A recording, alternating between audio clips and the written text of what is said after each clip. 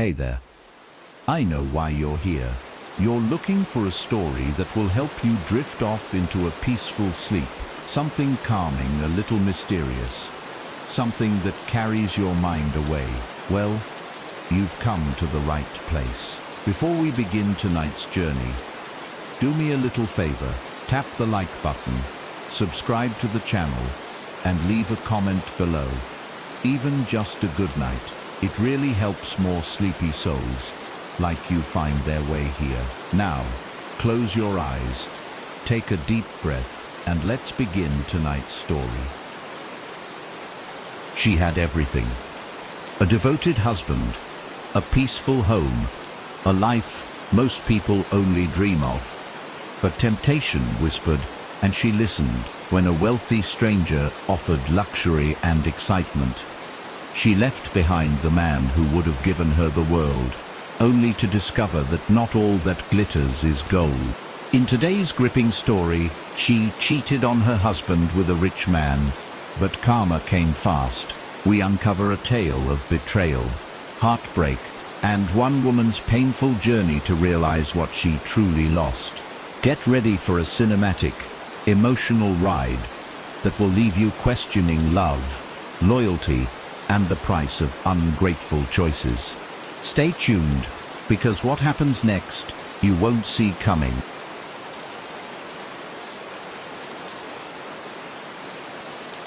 In a quiet neighborhood tucked between the faded edges of Columbus, Ohio, Daniel Reynolds kissed his wife Sarah on the forehead every morning before heading to the auto shop. A routine he never broke, no matter how tired he was, how cold the mornings got, or how heavy his heart sometimes felt.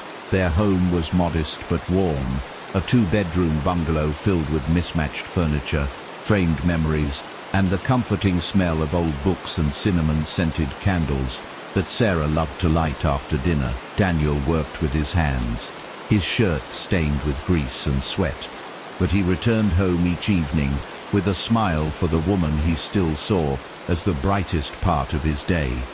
Even after 8 years of marriage, Sarah, with her neat ponytail and tired eyes, worked as a receptionist at Doc Campbell's dental clinic, where she filed insurance claims and greeted patients with a practiced smile that faded the second she stepped into their home. In the early years, they would laugh in the kitchen while making dinner, slow dance barefoot to old records, and fall asleep whispering dreams of the children they hadn't yet had and the places they hoped to see someday. But lately, Sarah had begun to feel like her life was a page stuck in a book she no longer wanted to finish reading, the same words repeating day after day until they lost their meaning. She never said it aloud, but inside her hurt, the flicker of discontent had started to grow, threatening to consume the quiet love that Daniel had spent years tending like a sacred flame. Their conversations once lasted deep into the night, filled with dreams and laughter and long discussions about nothing, but now they were replaced with silence or small talk about bills, chores, or what to cook for dinner, as if something vital had drained out without either of them noticing. Daniel still looked at her like she was his favorite chapter, even on days when she wore old pajamas and complained about her job. His love not reliant on perfume or fancy clothes, but rooted in the way she once smiled at the sunrise. Sarah, however, had started comparing their lives to the curated photos on social media, vacations in Santorini, dinners at rooftop restaurants, designer handbags held by women who never seemed to sweat or worry. And with each scroll, her dissatisfaction grew sharper. She began to see Daniel's loyalty as ordinary instead of extraordinary, his hard work as insufficient rather than noble, and their home as small rather than cozy. Forgetting that love doesn't always come with chandeliers or plane tickets. There was a time when she would have defended their simplicity with pride, but now she found herself resenting the dent in their sofa and the car that needed 2 tries to start, blaming Daniel for a life that had once felt full, but now seemed lacking. Daniel had noticed her withdrawal but mistook it for exhaustion, responding with tenderness and small surprises, like breakfast in bed, or sticky notes on the bathroom mirror that said "you're beautiful" or "I'm proud of you." Yet each kind gesture became a painful contrast for Sarah, who found herself wishing he was different, richer, more ambitious, more like the husbands in her imagination. On weekends they used to drive out to small towns just to explore antique shops and eat homemade pie from roadside diners, holding hands across the table and talking about what they'd name their future kids. But now Sarah declined these trips with vague excuses and forced smiles. Daniel kept trying, kept showing up with flowers bought on the way home, or saving up to take her to a favorite local restaurant, even though money was tight and he had to skip lunch that week just to make it work. Sarah would smile and say thank you, but inside, she couldn't stop thinking about how different things could be, how much more she could have if she'd chosen someone else. Someone who didn't bring his work home in the form of oil-stained jeans and calloused fingers. The love that Daniel offered was quiet and enduring, like the hum of a well-tuned engine or the smell of rain on concrete. But Sarah had started craving fireworks, luxury, and admiration from strangers who didn't know how she looked in the morning. She began dressing differently, wearing perfume she hadn't touched in years. Not for Daniel, but for someone else she hadn't met yet. Someone she imagined was out there, ready to give her the world. Daniel noticed the change, but didn't question it. He simply complimented her more, kissed her longer, and prayed that whatever storm was brewing would pass if he just held on tight enough. But storms don't always pass, and love doesn't always survive the winds of comparison and unmet expectations, especially when one heart has already started wandering. The first time it happened, Sarah told herself it was an accident, a moment of weakness brought on by loneliness and the thrill of attention, but deep down, she knew she had crossed a line that could never be uncrossed. Julian had invited her to his penthouse one rainy afternoon, claiming he had something important to show her, and she had hesitated for only a heartbeat before saying yes. Knowing full well what that invitation implied, the view from his window was breathtaking. Floor-to-ceiling glass, revealing a city soaked in silver rain, the sound of jazz humming softly in the background like a warning disguised as seduction. Julian stood close, his hands gentle, his voice low, speaking words that dripped with admiration and desire, making her forget every vow she had ever whispered in a white dress under the eyes of people who believed in forever. When he kissed her, it wasn't hungry or rushed. It was slow and deliberate, the kind of kiss that made her knees weaken and her heart pound like she was 20 again, and falling for the first time. She could have stopped him, could have walked away, could have chosen loyalty over lust, but instead, she surrendered to the moment like it was destiny, not destruction. And when she lay in his arms afterward, wrapped in silk sheets and silence, the guilt came not in waves, but in silence, like a ghost watching from the corner, waiting for her to acknowledge the betrayal. After that day, nothing was the same. Even though she tried to pretend it was, she still cooked dinner for Daniel, still asked about his day, still wore her wedding ring with a smile that now felt borrowed from another woman. But her thoughts were elsewhere, her soul divided between the comfort of home and the chaos of desire. Each kiss from Julian, a reminder of the danger she'd willingly embraced. Daniel noticed her restlessness, the way she flinched when he touched her sometimes, the way she seemed to look past him like searching for something else. And it hurt him in ways he didn't speak out loud. He brought her flowers one night just because, lilies her favorite, and when she smiled and said thank you, he knew she was lying, knew her joy wasn't real, and it broke something in him even if he didn't say it. Sarah hated herself in those moments. Hated the woman who was lying to the man who had once given up his dreams so she could chase hers. Hated how easy it had become to smile through the shame. But the pull toward Julian remained strong, like a song she couldn't stop dancing to, even though the lyrics were lined with pain and promises she knew wouldn't last. She told herself it wasn't love, just passion, just something she needed to feel alive. But the truth was, she didn't know what it was anymore, only that she couldn't stop. Julian was everything Daniel was not. Ambitious, flashy, confident to the point of arrogance. And his world was a whirlwind of parties, deals and privilege that Sarah had never imagined herself part of. He took her to private dinners where waiters bowed and wine cost more than her weekly salary, where he introduced her to people with polished smiles and eyes that scanned her like a new accessory. With Julian she felt admired, even worshipped, and it was intoxicating to be desired by a man who could have anyone but chose her over and over again. She began dressing differently, wearing heels higher than she used to, lips painted bolder, confidence stitched into every movement like she'd finally become the woman she once dreamed of in her 20s. Daniel, meanwhile, remained the same, steady, reliable, kind.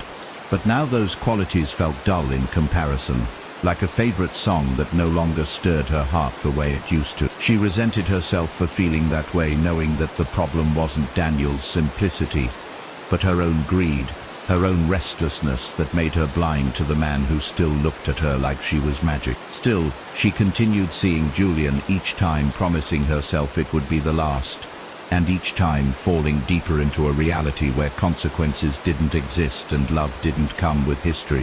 But the cracks began to show. Small things at first, like the way Julian dismissed waitstaff, or how he spoke about women as if they were acquisitions, not partners. He grew possessive, wanting to know where she was, who she was with, and why she hadn't replied to his messages fast enough. His charm slowly revealing edges that cut when she got too close. He never hit her, never raised his voice, but there was a sharpness in his eyes when she mentioned Daniel or hesitated to meet. A quiet anger wrapped in velvet words that made her stomach twist. She started to realize that while Daniel had built a life with her, Julian was trying to own her, to make her part of his world in a way that erased everything she used to be. One evening, after she cancelled a weekend getaway with Julian to spend time with Daniel, an attempt to reclaim something she feared she'd lost, Julian didn't call for 3 days, and when he finally did, he was cold, distant, accusing her of wasting his time, of playing games, of not knowing what she wanted, and for the first time, she saw in his face the truth she'd refused to admit. Julian wanted her, but not all of her. Not the woman who loved her husband, not the woman who still wept in the shower after every lie, not the woman who remembered where she came from. Back home, Daniel had planned a surprise. He'd booked a weekend at the cabin where they'd spent their honeymoon, just the two of them, no distractions, hoping to reconnect with the woman he married. Sarah stared at the reservation printout in his hands, her heart splitting open under the weight of his love, the simplicity of his effort, a stark contrast to the chaos she'd been drowning in. She said yes, of course, and smiled, and packed, and tried to convince herself that she could bury the affair, that the ashes of what she'd done could somehow be swept under the rug of memory. But in the quiet of the cabin, surrounded by nature and silence, Daniel held her hand by the fire and whispered, "You've been different lately," his voice gentle, his eyes searching, and Sarah broke, not because she was caught, but because she couldn't bear how kind he still was, how much he still believed in her despite all the reasons he shouldn't. She wanted to confess everything, to tell him about Julian, about the night she'd chosen a stranger's bed over his, about the guilt that gnawed at her soul every time he said, "I love you." But instead she cried in his arms, and Daniel just held her, not asking questions, just loving her through a storm he didn't yet understand. Julian's messages kept coming, asking where she was, saying he missed her, demanding she leave her husband like they'd talked about, like love was a contract she had to sign. Sarah stopped replying, each text a thread she chose not to pull, afraid of unraveling completely, knowing that to find herself again, she had to lose him for good. She watched Daniel chop wood in the yard, his hands steady, his back strong, his breath visible in the cold mountain air, and she wondered how she ever thought this life was too small. She remembered the nights he stayed up helping her study, The times he gave up buying new tools to pay for her certifications, the way he never looked at other women because his whole world began and ended with her. Guilt didn't begin to describe what she felt.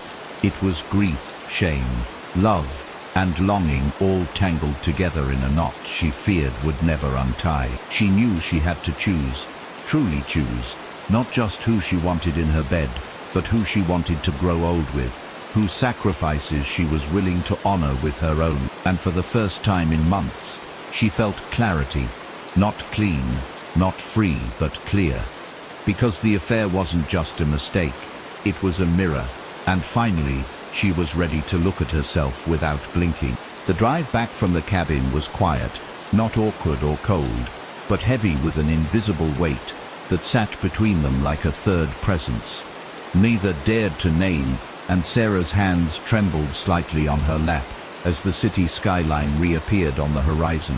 Daniel drove with one hand resting on the wheel, the other occasionally brushing her knee in quiet comfort, unaware of the storm raging behind her silent eyes and the decision she had made hours before. She had rehearsed the words in her mind like lines from a painful play, but every time she tried to speak them, her throat tightened and her chest constricted, as if her own body rebelled against the truth. The weight of the affair had grown unbearable, not because of guilt alone, but because of how Daniel had continued to love her, patiently, without suspicion, like the kind of man every storybook forgets to mention. He had trusted her with his heart, his time, his life, and she had broken it with eyes wide open, chasing something that now felt like dust in her mouth. She turned to look at him, really look at him, and saw not just her husband, but the man who had been her foundation, her constant, her quiet warrior, in a world that had tempted her with glitter and left her with grief. It was time to speak,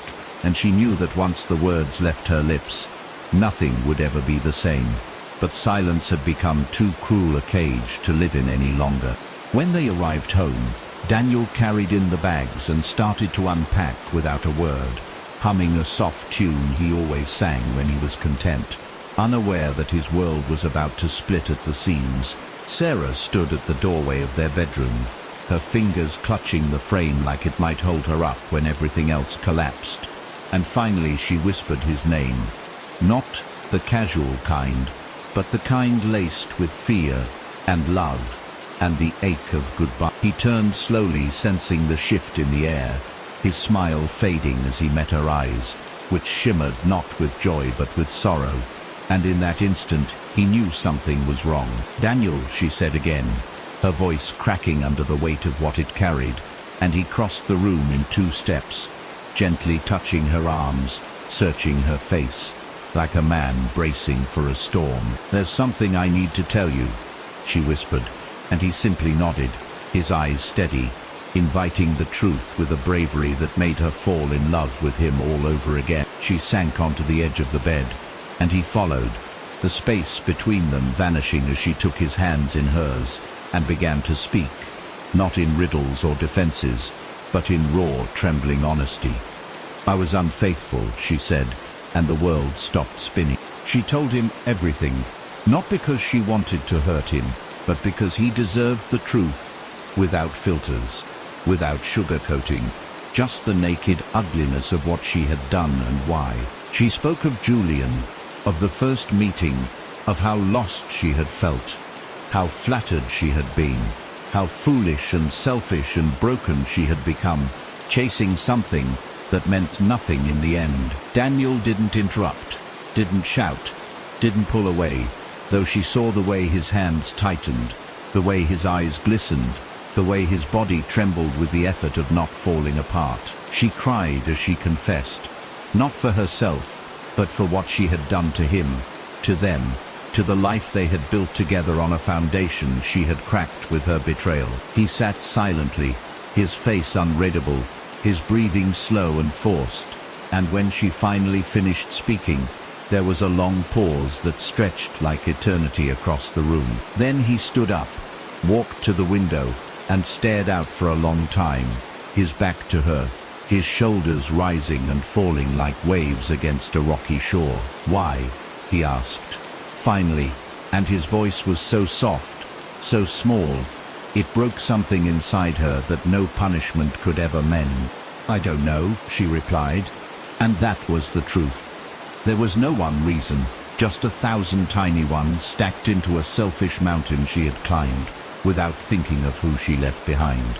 "I felt invisible," she admitted, "like I wasn't enough. Like maybe life had passed me by and I was clinging to a version of myself that didn't exist anymore." She spoke of insecurity, of fear, of vanity, of the seductive lie that something better was always waiting just beyond the next bend, and how that lie had poisoned everything she used to cherish.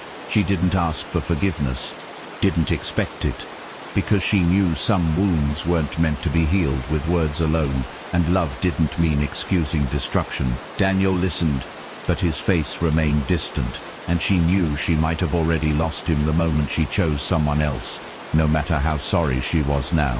"I was wrong," she said, "not just to cheat, but to stop seeing you, appreciating you, loving you the way you deserve." And she sat in the silence of her confession, waiting not for absolution, but for judgment.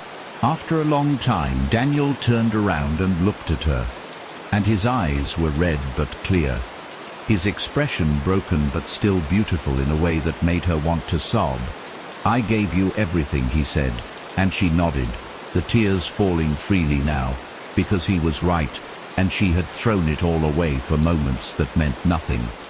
"I know," she whispered, her voice barely audible, "and I hate myself for it, every single day." He sat back down beside her, not touching her, but close enough that she could feel the warmth of the man who had been her home. "You didn't just break my heart," he said quietly.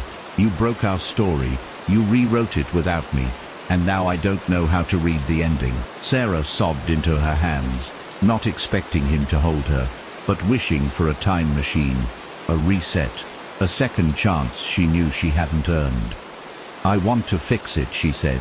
"If there's any part of you that still loves me, even a little, I want to And Daniel sat there, silent, wounded, but still listening, because even in pain he hadn't closed the door yet.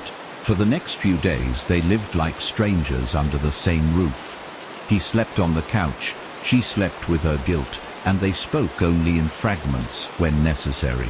Sarah didn't press him, didn't beg, didn't try to rush healing, because she understood now that forgiveness, if it ever came, would be a process written in patience and humility. She stopped answering Julian's messages altogether, blocked his number, deleted every trace of him like pulling a weed from a garden she wanted to grow back.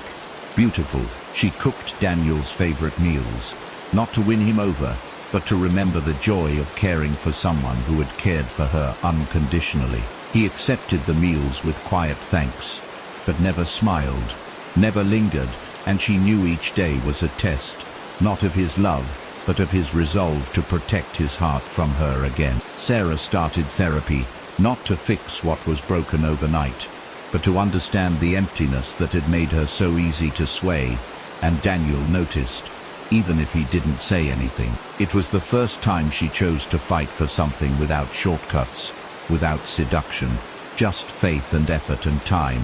One night, weeks later, Daniel came into the bedroom without a word, lay beside her on top of the covers, and held her hand gently like they were teenagers trying to find their way back to each other. He didn't say he forgave her, didn't promise forever, didn't pretend everything was fine, but in the quiet of that moment Sarah felt something shift. It was not closure, but possibility, a small crack of light in a long tunnel. And she squeezed his hand back, tears sliding down her cheeks as gratitude flooded every part of her. She whispered, "Thank you, not for staying but for trying," because she knew now that love was not just about feeling, it was about choosing again and again, especially when it hurt. Daniel kissed her forehead and turned off the light, and in the darkness they lay silently, two people bruised but breathing in sync for the first time in months. And Sarah realized something profound, that healing wasn't loud or fast or grand, it was small and soft and slow, like forgiveness whispered rather than shouted. It would take time, maybe years, but for the first time since the affair began, She believed it might actually be possible.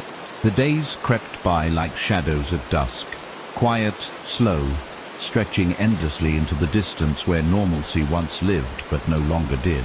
And Sarah felt every second like a reminder of what she'd broken. She would wake up early, make breakfast in silence, and watch as Daniel ate it without complaint, without warmth, as if eating was merely survival now, not a shared ritual of love. The house that once echoed with laughter and music now felt hollow, and even the sunlight that poured in through the curtains seemed dimmer, as if ashamed to illuminate what had happened. Sarah walked through the rooms of their home as if visiting a museum of their former happiness, touching furniture and photographs like artifacts of a life she had scorched. The bed was colder, the air quieter, and the emptiness louder than any fight they could have had, because pain without expression was the cruelest kind. She found herself crying at odd times in the laundry room, while folding his shirts, while watching the kettle boil, while hearing his footsteps in another room but never approaching. And through it all she carried the weight of her betrayal, like a stone in her chest, that no apology could ever dissolve. Julian, the man she had once found thrilling and charming, was now just a ghost in her phone, blocked and deleted, but still haunting her in memory, reminding her of the price she paid for a fantasy.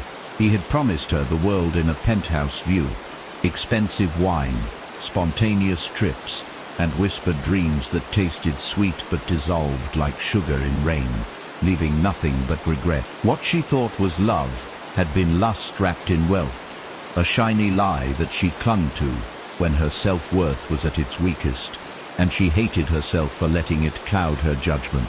She had once laughed at Daniel's frugality, his budgeting spreadsheets, his careful saving for their future, calling it boring. Now she saw it as love in its purest, a man planning to take care of them long term. Julian never called to ask if she was okay when she left, never texted to apologize, never once acted like a man who had been in love, because he hadn't, and maybe neither had she. She had traded gold for glitter, and only realized the difference after her hands were empty, after Daniel's heart was too hurt to hold her the same way again. And the cost of temptation, she realized now, wasn't just the love she lost, but the woman she used to be before she betrayed herself. Sarah began writing letters not to send, but to understand, pouring out her guilt and grief into pages she folded and placed in a small box under the bed, as if her words might one day bloom into healing. She wrote to Daniel every night, words she couldn't yet say aloud, confessions, memories, dreams of their wedding day, of the children they never had, of his quiet smiles and strong hands. She wrote to herself too, to the girl who once thought diamonds and danger were the price of happiness, to remind her that contentment was never cheap, but it was honest. She wrote of the nights she lay beside Julian feeling emptier than ever, of the mornings she missed Daniel's coffee and the way he kissed her shoulder before leaving for work. She wrote of the pain of seeing Daniel flinch when she reached for him, of how his distance was not revenge but protection, and how she had no right to expect him to bleed with her when she had been the one holding the knife. And every letter ended with the same words, "I'm sorry, and I still love you." Because even if he never read them, even if he never returned her love, she needed to know she had said it. Every night, like a prayer. Those letters became her confession booth, her therapy, her silent hope that maybe, just maybe, she could still rebuild the woman Daniel once believed it. One evening, Daniel came home from work later than usual, looking exhausted and distracted, and for the first time in weeks, Sarah gathered the courage to ask, "Are you okay?" And he didn't brush her off. He sat down at the dining table, looked at her for a long time, and then said, "I had to turn down a job offer in another city today because I didn't know if we were even still together." The words hit her like a freight train, not because he blamed her, but because she realized her choices had not just shattered love, they had altered his life's path. She sat beside him and touched his hand, and though he didn't pull away, he didn't hold on either, just stared at the floor like he didn't know what to hope for anymore. "I want to stay," he said, but I don't know how to be us again. And his voice cracked at the end, that familiar strength breaking into pieces she had caused. Sarah nodded, her heart screaming apologies she couldn't say enough, and whispered, "Then let's be new instead. Not us again, but something rebuilt, something better." He looked at her, finally, really looked at her, and though his eyes were still sad, there was a flicker of something, curiosity maybe, or the faintest spark of the man who once believed love could survive anything. In the weeks that followed, they started to talk more, not always about the past, sometimes about mundane things, bills, groceries, the weather, but it was talking, and it mattered more than silence. They went for short walks around the neighborhood like they used to, hands swinging beside each other but rarely touching, yet every step together felt like progress. They started watching old movies again, sitting on opposite sides of the couch laughing at the same jokes, not pretending the pain was gone, but letting something else enter the space between it. Sarah kept going to therapy and shared small insights with Daniel, not to ask for sympathy, but to show him she was trying to understand, to heal, to grow. Daniel listened, sometimes asked questions, sometimes just nodded, but she noticed the way his shoulders began to relax a little more each day. There were moments when he smiled at her, without effort, and she would carry those smiles like fragile glass, careful not to drop them with misplaced expectations. It was slow, uncertain, delicate, but for the first time since the affair, it didn't feel impossible. One Saturday morning, Daniel asked if she wanted to visit his parents with him. An ordinary question that meant everything, because it meant he still saw her as part of his life. Sarah said yes, her voice barely steady, and spent the next hour choosing a dress she hadn't worn since before everything fell apart, hoping it would remind him of who she once was. His mother greeted her warmly, not because she didn't know what happened, but because love sometimes makes space for grace when the heart is brave enough to reach out. They ate lunch together, laughed over old stories, and when Daniel's father made a toast to weathering storms together, everyone looked at Sarah and she blinked back tears. That night, driving home, Daniel reached over and held her hand for the first time in months, and Sarah didn't speak, didn't move, just closed her eyes and let the moment fill her with fragile hope. "It's not forgiveness yet," he whispered, "but it's something," and she nodded, holding his hand like it was the most sacred thing she'd ever been given. The cost of temptation had been everything, but maybe, just maybe, redemption didn't mean reversing time. It meant building something stronger with the pieces that remained. Sarah began journaling again. Not letters this time, but reflections on gratitude, on what she had taken for granted, on the small ways Daniel was showing up again. She wrote about the way he started smiling at breakfast again, the way he mentioned future plans, the way he asked her how her therapy sessions were going, and genuinely listened. She noticed things she used to overlook, how he always made sure her car had gas, how he remembered her favorite brand of tea, how he quietly took on the tasks she forgot. She wrote about her own growth too, the moments she stopped herself from spiraling, the ways she handled guilt with action instead of self-pity, the moments she chose to love him even if he wasn't ready to receive it fully.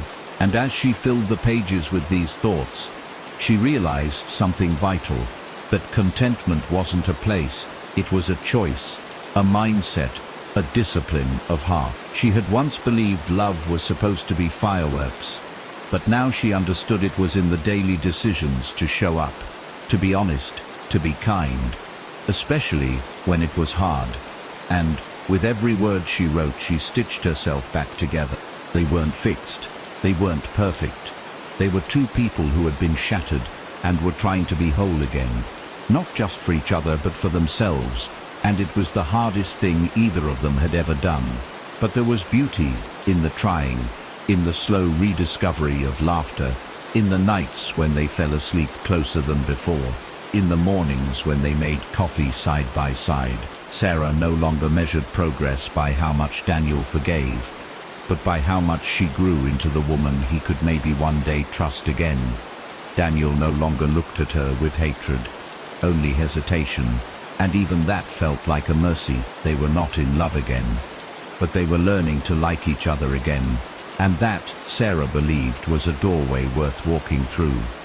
Because love, real love, isn't measured by how you fall, it's measured by how you stand up together after the fall, bruised but brave. And in that quiet rebuilding, Sarah discovered a kind of love deeper than passion, one rooted in humility, gratitude, and the strength it takes to stay.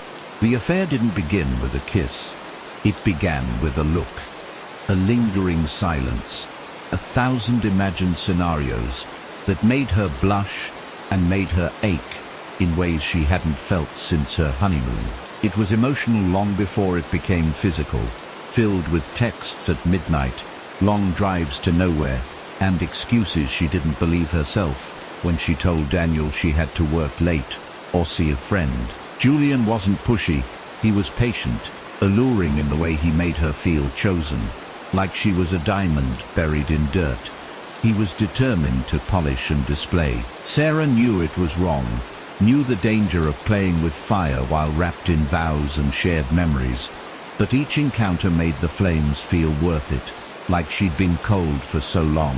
She'd forgotten how warmth could feel. Daniel remained oblivious, busy with a new project at the shop, and excited about their upcoming anniversary, still looking at Sarah like she was his whole world without realizing she'd started orbiting another sun. She hated herself on the nights when Julian kissed her hand and whispered her name like a secret, hated the way her body betrayed her loyalty, while her heart screamed to remember what Daniel had sacrificed just to make her smile. But temptation, once entertained, is never satisfied with friendship, and soon she found herself standing outside hotel rooms she never thought she'd enter, telling herself she still loved her husband even as she let another man's arms wrap around her. Sarah convinced herself it was temporary, a phase, something she needed to get out of her system before returning fully to the life she'd built. But each time she left Julian, she longed to go back, like an addict chasing the next high.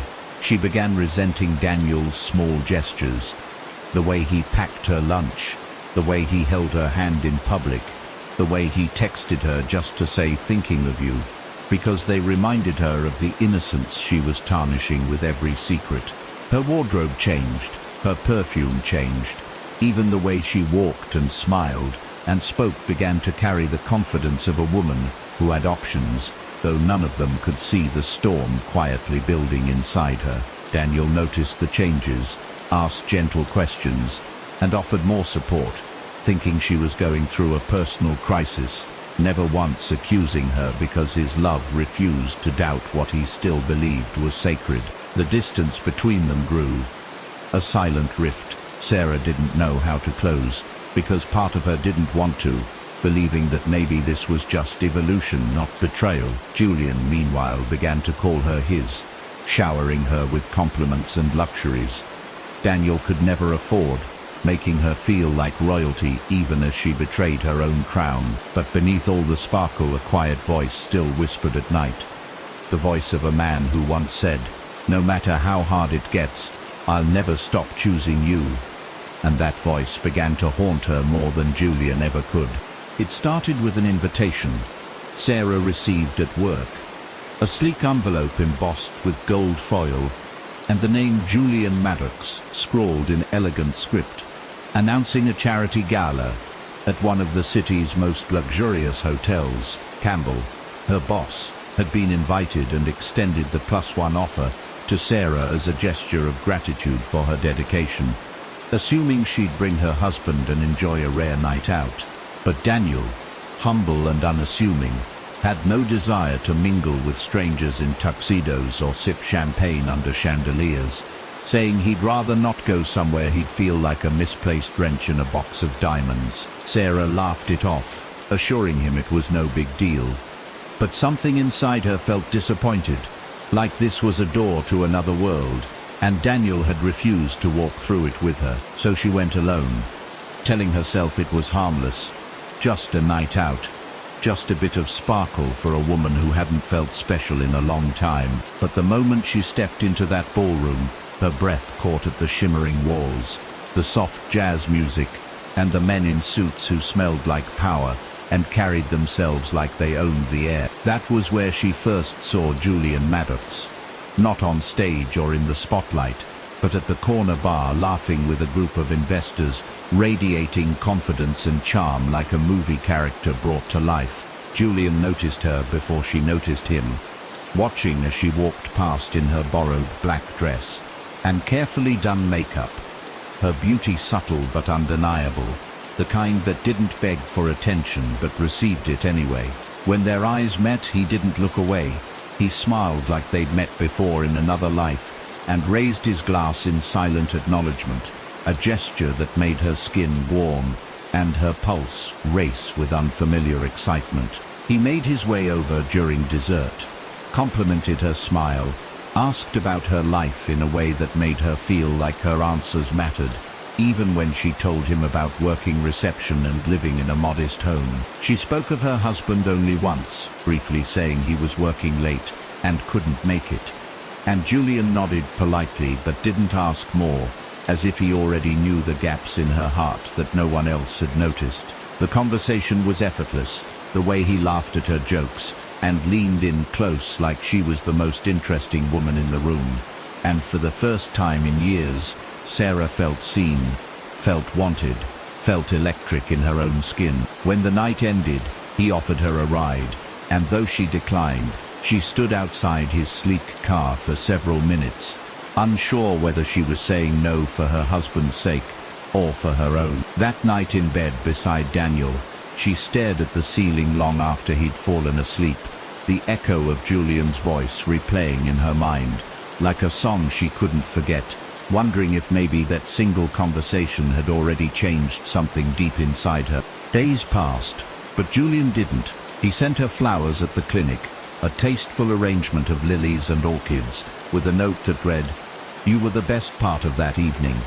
Let's do coffee." Sarah hid the card in her purse and told no one, not even her closest friend at work, because she wasn't sure if she was flattered or frightened by how much it meant to her. Daniel, ever attentive, noticed her glow, but thought it was because she'd enjoyed the gala, telling her he was happy she went and deserved nights like that now and then, never suspecting someone else had lit the fire behind her eyes. Sarah texted Julian later that week, a simple thank you that turned into an ongoing conversation filled with inside jokes, shared frustrations, and tiny glimpses into a life so different from hers that it felt like fiction. They met for coffee the next Tuesday at a quiet cafe downtown, where Julian wore a navy suit and spoke about business like it was poetry, casually mentioning his travels, his penthouse view, and his belief that people should never settle for less than they deserve. Sarah laughed more in that hour than she had in weeks, her mind buzzing with the idea that maybe she'd spent too long accepting crumbs when there was a banquet waiting for her. When she returned home, Daniel had made her favorite meal, his hands rough from work, and his face lit with the joy of seeing her. But all she could think about was how Julian's fingers looked wrapped around a glass of wine. At night, Daniel would lay in bed beside her, watching her scroll through her phone with a faraway look in her eyes, and he'd wonder if she was drifting somewhere he couldn't reach. But he didn't know how to ask without sounding insecure.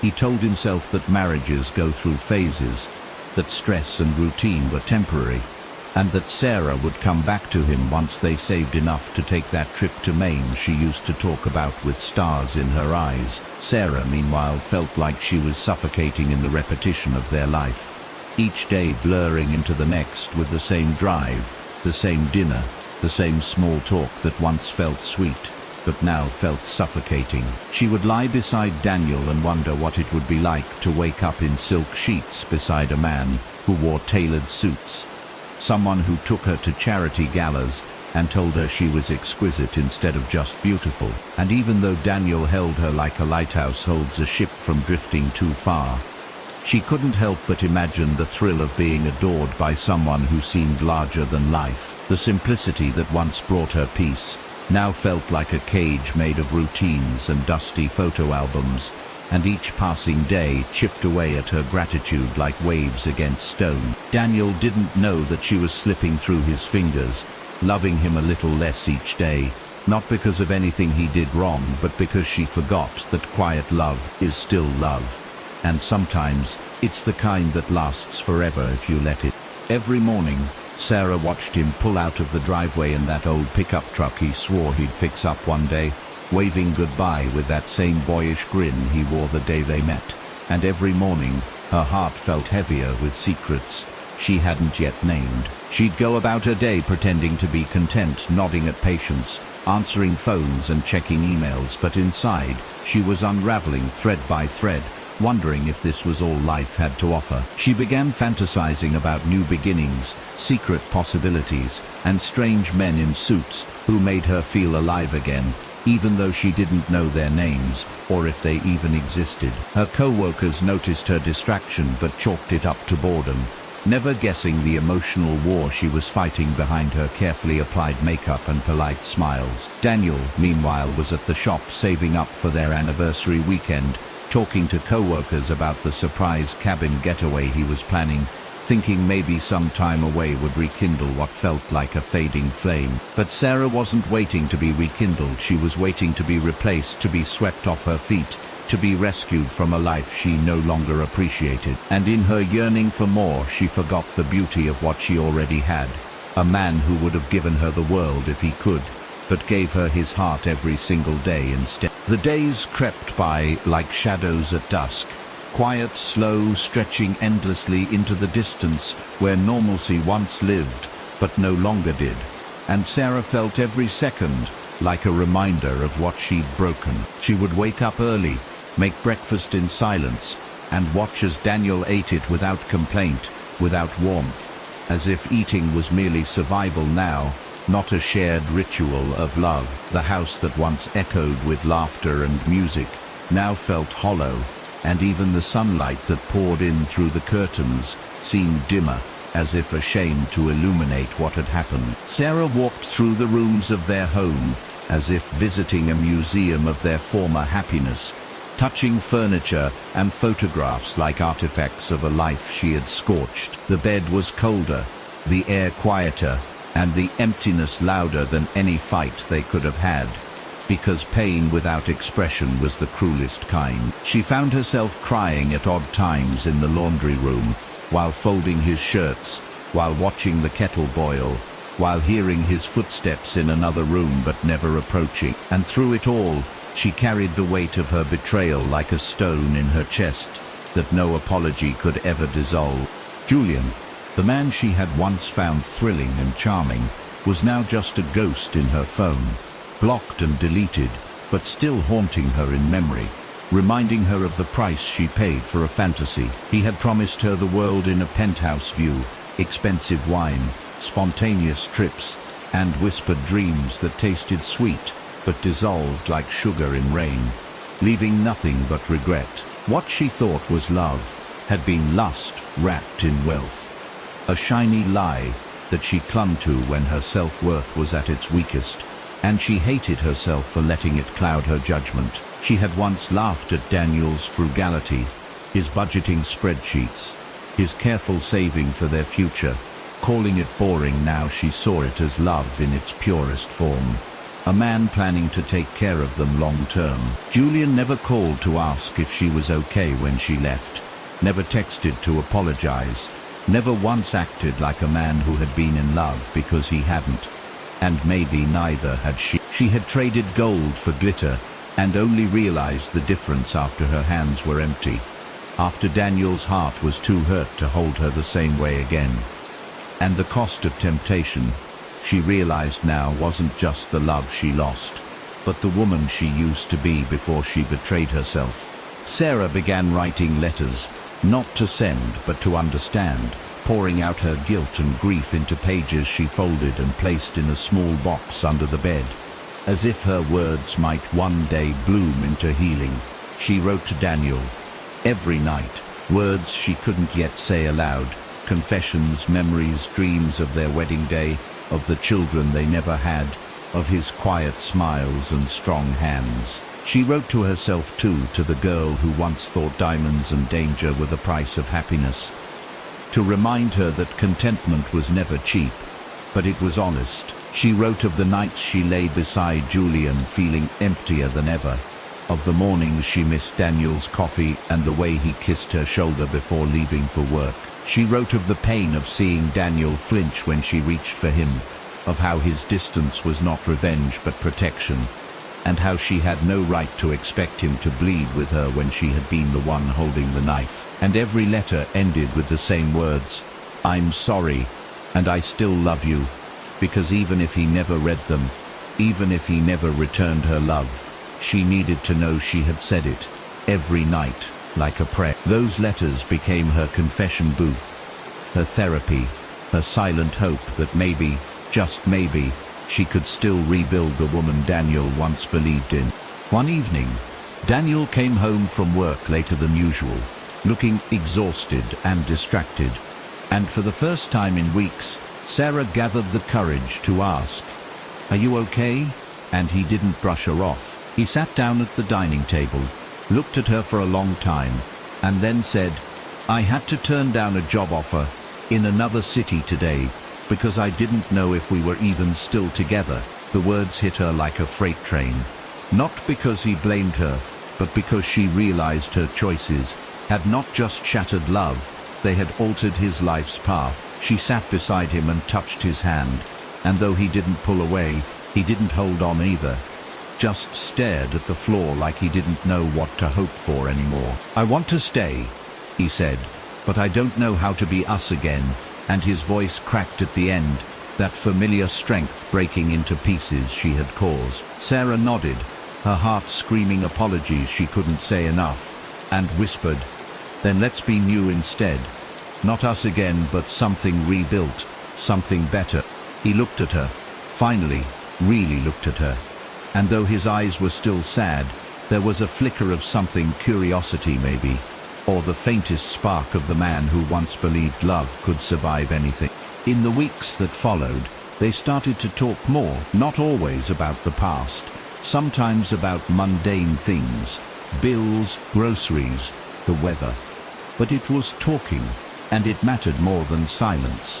They went for short walks around the neighborhood like they used to, hands swinging beside each other, but rarely touching, yet every step together felt like progress. They started watching old movies again, sitting on opposite sides of the couch, laughing at the same jokes, not pretending the pain was gone, but letting something else enter the space between it. Sarah kept going to therapy and shared small insights with Daniel, not to ask for sympathy, but to show him she was trying to understand, to heal, to grow. Daniel listened, sometimes asked questions, sometimes just nodded, but she noticed the way his shoulders began to relax a little more each day. There were moments when he smiled at her without effort, and she would carry those smiles like fragile glass, careful not to drop them with misplaced expectations. It was slow, uncertain, delicate, but for the first time since the affair, it didn't feel impossible.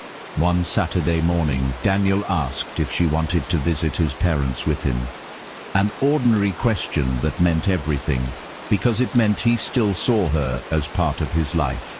Sarah said yes, her voice barely steady, and spent the next hour choosing a dress she hadn't worn since before everything fell apart, hoping it would remind him of who she once was. His mother greeted her warmly, not because she didn't know what happened, but because love sometimes makes space for grace when the heart is brave enough to reach out. They ate lunch together, laughed over old stories, and when Daniel's father made a toast to weathering storms together, everyone looked at Sarah, and she blinked back tears. That night, driving home, Daniel reached over and held her hand for the first time in months, and Sarah didn't speak, didn't move, just closed her eyes and let the moment fill her with fragile hope. "It's not forgiveness yet," he whispered, "but it's something," and she nodded, holding his hand like it was the most sacred thing she'd ever been given. The cost of temptation had been everything, but maybe, just maybe, redemption didn't mean reversing time. It meant building something stronger with the pieces that remained. Sarah began journaling again. Not letters this time, but reflections on gratitude, on what she had taken for granted, on the small ways Daniel was showing up again. She wrote about the way he started smiling at breakfast again, the way he mentioned future plans, the way he asked her how her therapy sessions were going, and genuinely listened. She noticed things she used to overlook, how he always made sure her car had gas, how he remembered her favorite brand of tea, how he quietly took on the tasks she forgot. She wrote about her own growth too, the moments she stopped herself from spiraling, the ways she handled guilt with action instead of self-pity, the moments she chose to love him even if he wasn't ready to receive it fully. And as she filled the pages with these thoughts, she realized something vital, that contentment wasn't a place, it was a choice, a mindset, a discipline of heart. She had once believed love was supposed to be fireworks, but now she understood it was in the daily decisions to show up, to be honest, to be kind, especially when it was hard. And with every word she wrote, she stitched herself back together. They weren't fixed. They weren't perfect. They were two people who had been shattered and were trying to be whole again, not just for each other, but for themselves. And it was the hardest thing either of them had ever done. But there was beauty in the trying, in the slow rediscovery of laughter, in the nights when they fell asleep closer than before, in the mornings when they made coffee side by side. Sarah no longer measured progress by how much Daniel forgave, but by how much she grew into the woman he could maybe one day trust again. Daniel no longer looked at her with hatred, only hesitation, and even that felt like a mercy. They were not in love again, but they were learning to like each other again. And that, Sarah believed, was a doorway worth walking through, because love, real love, isn't measured by how you fall.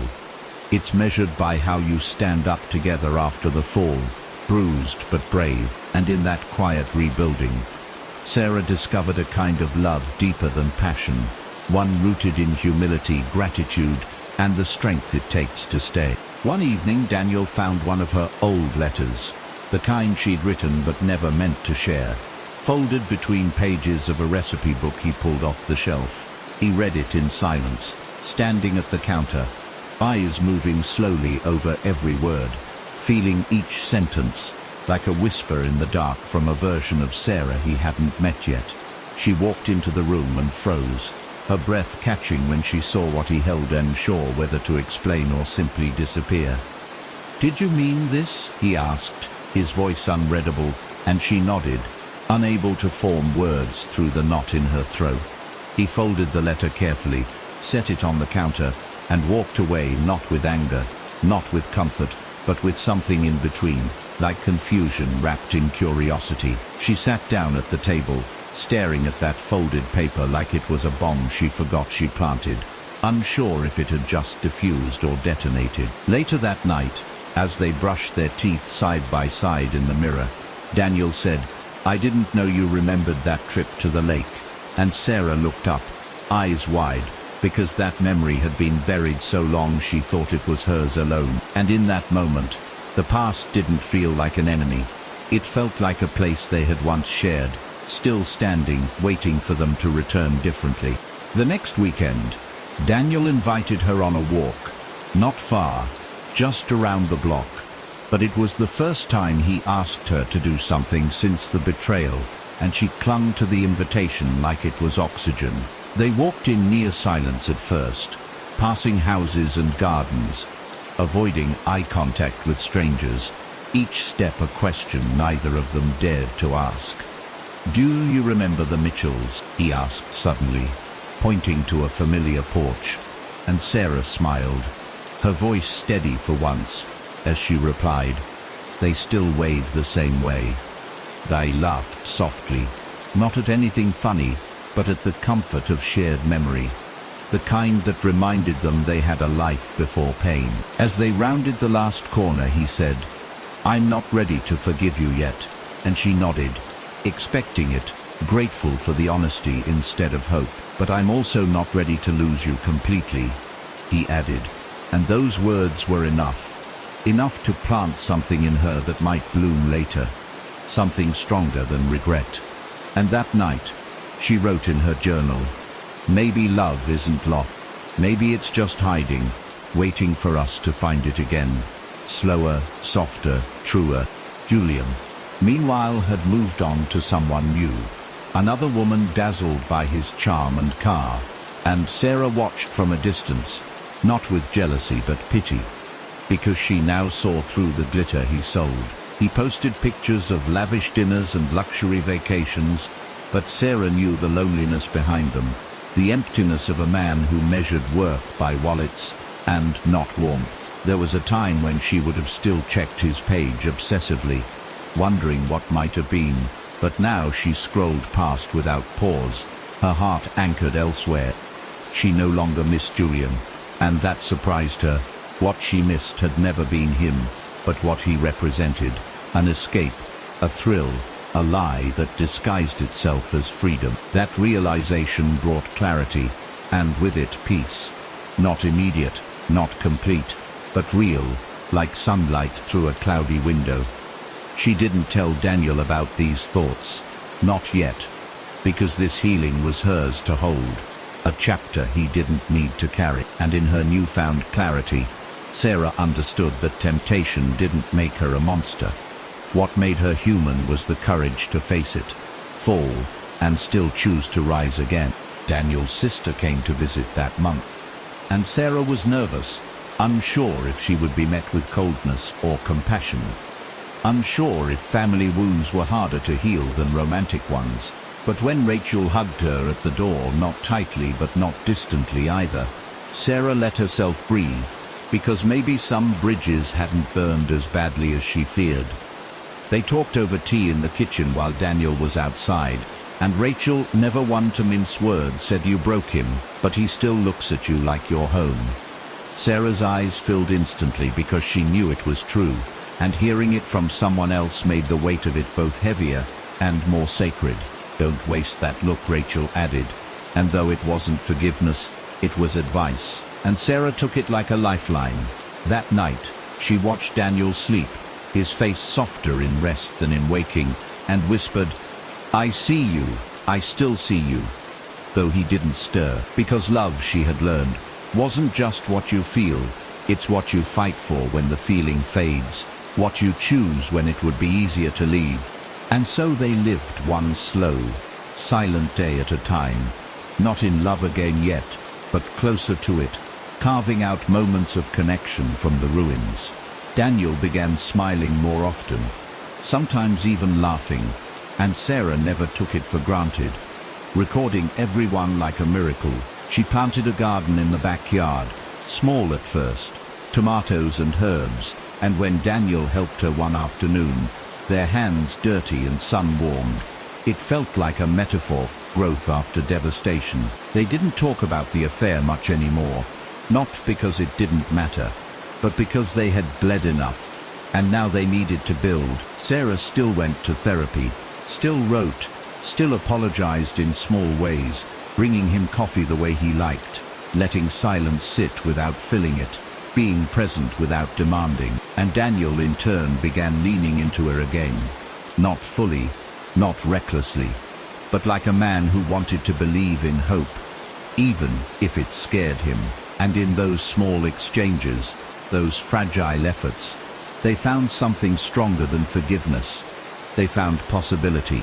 The late afternoon sun was dipping low, casting a golden glow over the quiet neighborhood, when the doorbell rang unexpectedly, jolting Sarah from her thoughts, as if the sound was a sudden crack in the fragile peace they'd built. Daniel was in the kitchen, washing dishes, his movements slow and deliberate, and Sarah hesitated before answering, unsure if she was ready for any surprises, especially uninvited ones. When she opened the door, a tall man stood there, unfamiliar and dressed in a neat suit that seemed out of place on their modest porch, holding a small envelope in his hand, as if it contained the weight of worlds. His eyes scanned hers carefully, not hostile but guarded, and when he spoke, his voice was calm yet carried an urgency. "Are you Sarah Mitchell?" She nodded cautiously, curiosity twisting with a flicker of unease, wondering what this stranger could want. "My name is Richard Ellison. I'm an attorney representing Mr. Julian Cartwright," he said, and Sarah's heart skipped, a sudden knot tightening in her stomach as the name pulled her back to the storm she'd barely escaped. "I have a message and some documents for you," he continued, and Sarah instinctively looked around as if the walls might be listening, unsure if this was closure or a new beginning of trouble. With trembling hands, she took the envelope and closed the door gently behind her, the afternoon light fading as shadows crept across the floor, mirroring the sudden darkness settling in her chest. Daniel appeared in the doorway behind her, his brow furrowed at the stranger's departure, sensing the tension that lingered like a stubborn fog between them. He didn't ask questions immediately. He had learned patience the hard way, but his eyes searched hers, silently demanding trust that felt both fragile and vital. Sarah folded the envelope carefully, pressing it to her lips for a brief moment as if seeking forgiveness from the paper itself, before carrying it to the living room table, where Daniel finally asked, "What is it?" Her voice was small, barely a whisper. "It's from Julian's lawyer. Something about his will." The words hung heavy between them, and Daniel's jaw clenched, not from anger but from the shock of being dragged into a past they were trying to leave behind. Sarah sat down, hands trembling, and began to open the envelope, feeling the fragile thread of control slipping as the past knocked on their doorstep once again. The documents inside detailed surprising clauses, gifts and conditions that neither of them expected, and suddenly the story they thought was closed was unraveling in front of them. Over the next few days, the weight of those papers became a silent visitor in their home, invading quiet moments and drawing dark clouds over bright mornings as they tried to understand the unexpected inheritance Julian had left behind. Sarah felt torn. Part of her wanted to burn every page and pretend it never existed, but the reality was harsher and more complicated, pulling her into a legal and emotional maze she didn't want to navigate. Daniel was resolute, standing by her side, but Sarah could see the strain beneath his calm exterior, the way he stayed awake longer at night, grappling with questions he didn't voice aloud. The lawyer's instructions were clear. They had to claim or reject the inheritance within a limited time frame, and the consequences of either choice were unpredictable, a new crossroads demanding decisions neither wanted to face. Sarah wrestled with the bitter irony. Julian's wealth, the very thing that had seduced her away, was now a chain wrapped around their healing, reminding her of mistakes she desperately wanted to erase. Daniel surprised her one evening by saying, "Whatever you decide, we do it together." And those words became a fragile anchor in a sea of uncertainty. It was in that moment, surrounded by legal jargon and memories she wished she could forget, that Sarah realized their future depended on choices grounded not in money, but in love and integrity. Their first meeting with the lawyer Richard was tense but professional, and Sarah felt an unexpected respect for the man who, despite representing Julian, treated her with a quiet dignity that softened the edges of their painful history. He explained that Julian's will included a generous sum designated for Sarah, but only under conditions that forced her to confront her past decisions directly, demanding accountability before any inheritance could be accessed. The lawyer also revealed a stipulation that part of the money was earmarked for a foundation Julian had set up to help families affected by betrayal and loss, which Sarah found both ironic and strangely comforting. Richard's final words lingered in the room like a challenge. "This isn't just about money. It's about what you're willing to sacrifice and what you want your story to be." Sarah left the office with a tangled heart, overwhelmed by the idea that Julian's legacy was now entwined with her redemption, that acceptance required more than a signature. It required a transformation. Daniel held her hand as they walked back to the car, his presence a steady reminder that while the past might knock loudly, the present was theirs to shape together. That night, Sarah stayed awake long after Daniel had fallen asleep, The envelope and its papers spread out on the table like a puzzle she didn't know how to solve. Each clause and condition, a piece of her fractured soul demanding reconciliation. She thought about Julian's world, the fast cars, expensive dinners, and empty promises, and compared it with the quiet nights and humble love she had left behind, realizing that what she had lost was never about wealth, but about trust and belonging. Her mind wandered back to Daniel's unwavering loyalty, the sacrifices he had made for their marriage, and the silent strength that had never once faltered, even when hers had. And she wept quietly, not for Julian or the money, but for herself, and the lessons etched deeply into her heart. The moonlight cast long shadows across the room as she whispered a prayer, not for wealth or happiness, but for the courage to rebuild what she had nearly destroyed. And in that stillness, she made a decision, not to chase ghosts or fortune, but to fight for the love that had stood patiently through the storm. Sarah realized that true wealth was not in bank accounts or luxury, but in loyalty, sacrifice, and the chance to be forgiven and forgiven again.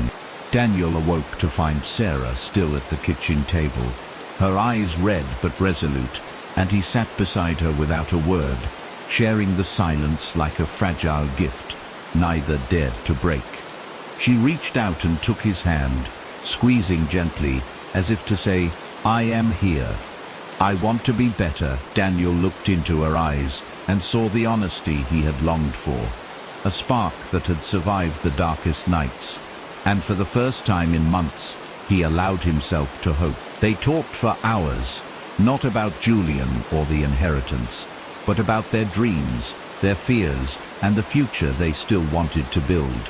A future that wouldn't be perfect, but would be theirs. Sarah apologized again, not with empty words, but with promises to show love through actions, and Daniel promised to meet her halfway, to heal at his own pace, but never close the door completely. Together they found a fragile peace, a truce born from pain, but grounded in the possibility of love reborn.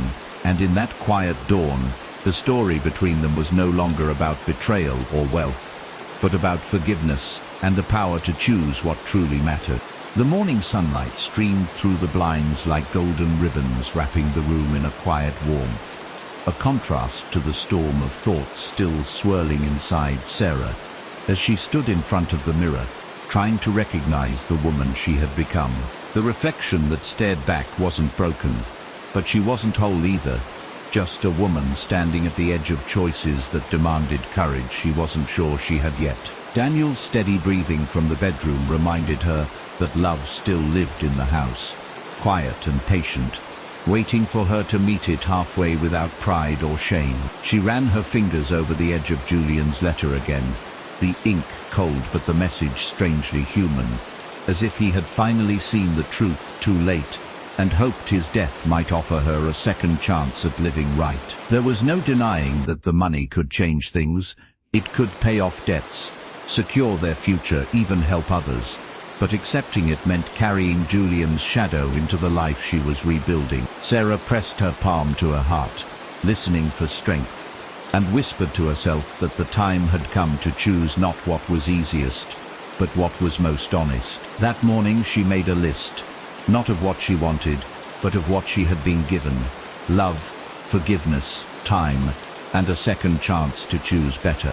Later that afternoon, Sarah sat with Daniel on the back porch, the soft hum of traffic in the distance blending with the chirping birds that always seemed to sing louder on days like this.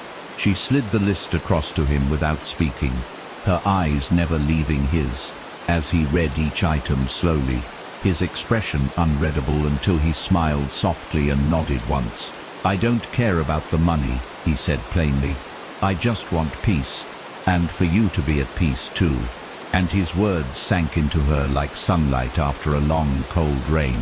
They talked about the past, not to reopen wounds, but to sew them shut with honesty and tenderness, acknowledging their pain without letting it poison the future. Sarah confessed that part of her still felt unworthy of his grace, and Daniel replied, "Maybe you are, but I'm not perfect either. And maybe that's why we're right for each other after all. That evening, they held hands in silence, watching the sky turn gold and pink as the sun dipped low. And in that moment, Sarah realized healing was not a decision, but a journey taken one breath, one step, one day at a time. And for the first time since everything fell apart, she felt that maybe, just maybe, they could walk it together, side by side, towards something better. A week later, Sarah met with the lawyer again. Her hand steadier this time, her voice clear as she explained her decision. Not just with words, but with a signed document that relinquished all personal claim to Julian's inheritance. Richard blinked in surprise but said nothing at first, just nodded respectfully before offering her a small smile and saying, "That's a rare kind of strength. Not everyone can walk away from money with this much clarity." Sarah replied softly, "I'm not walking away from money. I'm walking toward peace." And the lawyer's eyes softened as he quietly slid her paperwork across the table. She had arranged for the funds she was entitled to go directly to the foundation Julian created, ensuring that something good would still bloom from all that pain. Her hands didn't tremble anymore when she signed the final page. And for the first time in a long time, Sarah left the office feeling proud of her choices, not ashamed of her past. Outside, the breeze was gentle, carrying with it a strange calm, and she realized that peace wasn't something you earned all at once. It was something you nurtured, like a garden, day by day. As she drove home, she didn't look in the rearview mirror once, because her eyes were fixed firmly on the road ahead. At home, Daniel welcomed her back with a hug that spoke louder than any words could, his arms folding around her like a promise that they were done surviving and ready to start living again. They spent the weekend cleaning the house, not just for tidiness but as a ritual of renewal, tossing out old clutter that no longer served them and making space for new memories yet to be made. In the attic, Sarah found an old photo of them from their wedding day, dusty but still vibrant, and instead of crying this time, she smiled and placed it on the mantel where it belonged. That night, they cooked dinner together like they used to, laughing at burnt rice and spilled wine. And for the first time in what felt like forever, the kitchen was filled not with silence or regret, but with joy. They danced to an old record, barefoot on the tiled floor, and Sarah rested her head against his chest, listening to the beat of his heart, steady, forgiving and full of love. She didn't need diamond necklaces or rooftop dinners anymore, because what she had now was better, real, raw, and rooted in something deeper than wealth could ever touch. And as they swayed in that little kitchen, time slowed down, letting them breathe in the truth that second chances weren't just about being forgiven, they were about becoming someone worth forgiving. Sarah's journey didn't magically erase the pain or the guilt. There were still hard days, quiet tears, and lingering doubts, but she faced them now with open eyes and a heart willing to do the work. She started volunteering part-time at a local women's shelter, offering support to women who had lost themselves in the noise of life, just as she had, and found unexpected healing in helping others find their voice again. She shared her story, not as a cautionary tale, but as a testimony of restoration, reminding them that redemption wasn't just possible, it was powerful. Daniel supported her without fanfare, always present, always steady, his love not loud but unwavering. And it made all the difference on days when her own courage felt small. The community that once gossiped about her choices slowly began to see the change, not through speeches but through actions, consistency, and quiet strength. People stopped whispering and started listening, and Sarah no longer feared their judgment, because she had already faced her worst self and survived. What mattered most now wasn't their opinion, it was the way she looked at herself in the mirror every morning, no longer with shame, but with purpose. She started journaling again, something she hadn't done in years, pouring her thoughts into pages that held no judgment, just truth and reflection, and each entry brought her closer to the woman she was becoming. She wrote about Daniel's quiet faith, about the day she walked away from Julian's money, about the first time she made peace with her reflection, and about the joy of planting roses in the backyard. The words weren't always poetic or perfect, but they were real, and in writing them down, she found a kind of freedom that no apology could give her. Her journal became a map of grace. A story not of falling, but of rising, of learning, of choosing love, even after love had been betrayed. And one evening Daniel found a page she had torn out and left on his pillow, a note that simply read, "Thank you for loving me when I forgot how to love myself." He held that page like a treasure, folded it, and tucked it into his wallet, not because he needed proof of her love, but because it reminded him of the quiet miracle they had built from the ashes of heartbreak. On their anniversary, they didn't go anywhere fancy.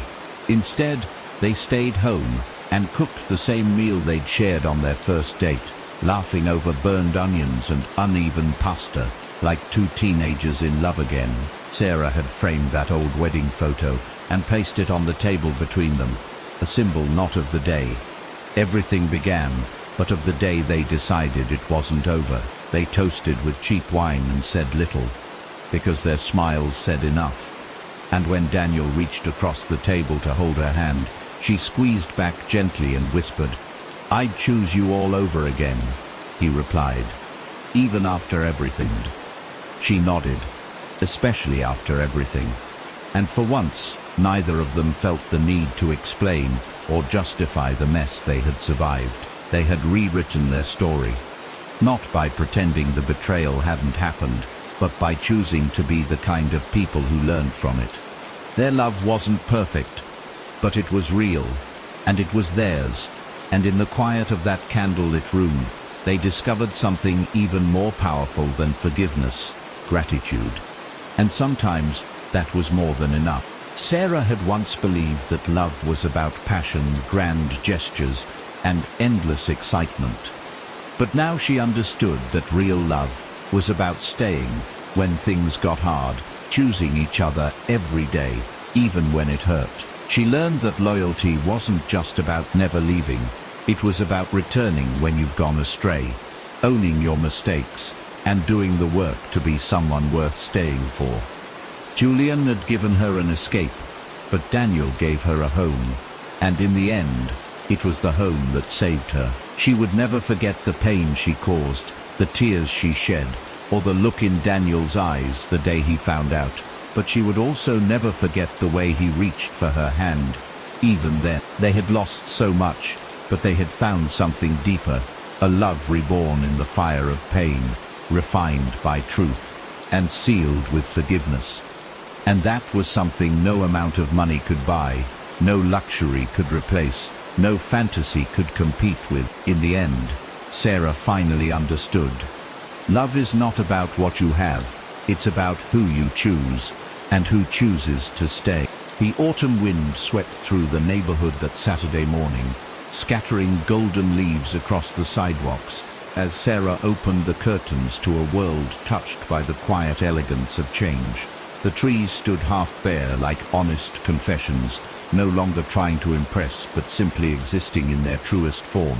And something about that felt deeply familiar. As she brewed coffee and set 2 mugs on the table, the smell of cinnamon and warmth reminded her that simple things, shared with love, could carry more magic than any grand gesture ever could.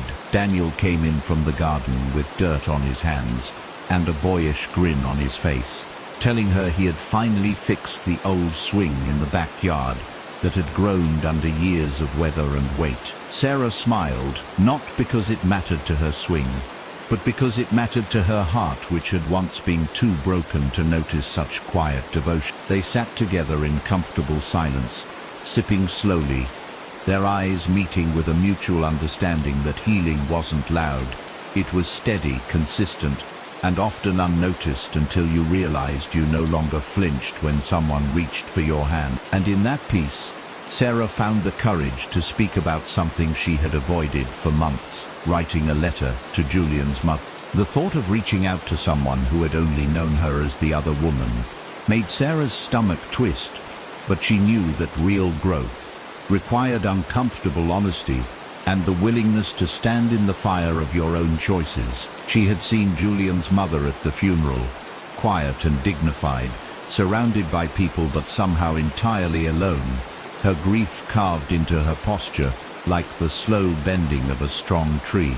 Sarah remembered wanting to approach her, but freezing in place, paralyzed by the weight of shame and the fear of rejection that still held onto her like a second skin.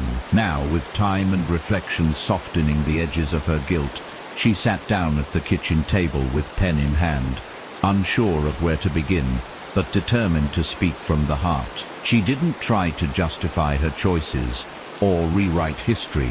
She simply told the truth, that she had cared for Julian, that she had made mistakes, and that she was sorry not just for the affair but for the pain it brought his family. She told his mother about the foundation, about how she had walked away from the money, about how she was trying to build something good from what was broken. And when she signed the letter and sealed the envelope, her hands trembled not from fear, but from the strange, liberating weight of accountability. Daniel drove her to the post office without asking many questions, holding her hand the whole ride, as if to say, "I'm here, no matter what happens." They didn't speak much, but they didn't need to. There was a kind of intimacy that existed in quiet solidarity, in shared burdens, and unspoken prayers. When Sarah dropped the letter into the slot, she exhaled slowly, a piece of her finally released, as though part of the penance was complete. She turned to Daniel and said, "Whatever she feels, I hope she knows I meant it." And he replied, "She will," not because he knew for sure, but because he believed in the power of truth told humbly. They drove back through familiar streets, lined with small shops and fading murals, the world unchanged, and yet entirely different in Sarah's eyes now. Everything felt quieter, softer, more fragile, but also more beautiful, like something you notice only after nearly losing it. That night, as the moon rose over their home, Sarah felt a strange peace settle in her chest, not because she had fixed everything, but because she was no longer hiding from it. A few days later, a letter arrived, not from Julian's mother, but from a stranger who had attended the funeral and heard Sarah's quiet words whispered beside the casket. The woman, whose name was Lila, wrote about how her own marriage had been wrecked years ago by infidelity, and how she had never found peace until she heard someone take responsibility without excuse or drama. She said Sarah's silence at the funeral had spoken more than any apology ever could, and that seeing her walk away from the money had restored her belief that people could change.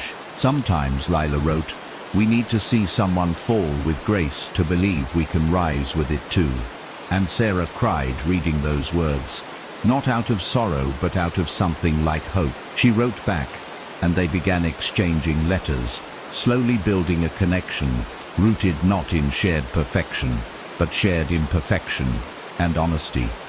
Sarah realized that even in her lowest moment, her story had the power to help someone else heal, and that meant something. It didn't erase the past, but it gave it purpose, like turning ashes into soil for something new to grow. And, with every letter, Sarah was reminded that echoes don't always haunt. Sometimes they heal. Meanwhile, Daniel had begun writing again too. Not letters, but short stories he had once dreamed of publishing. Tales about quiet men and broken women, and love that refused to die quietly. He read one to Sarah one evening, while they lay on the couch, their feet tangled under a warm blanket, and she listened with tears in her eyes as he told a story that sounded like theirs, but ended with the couple planting sunflowers in the ruins of their burned-down house. She looked at him afterward and whispered, "Do you think we've planted anything yet?"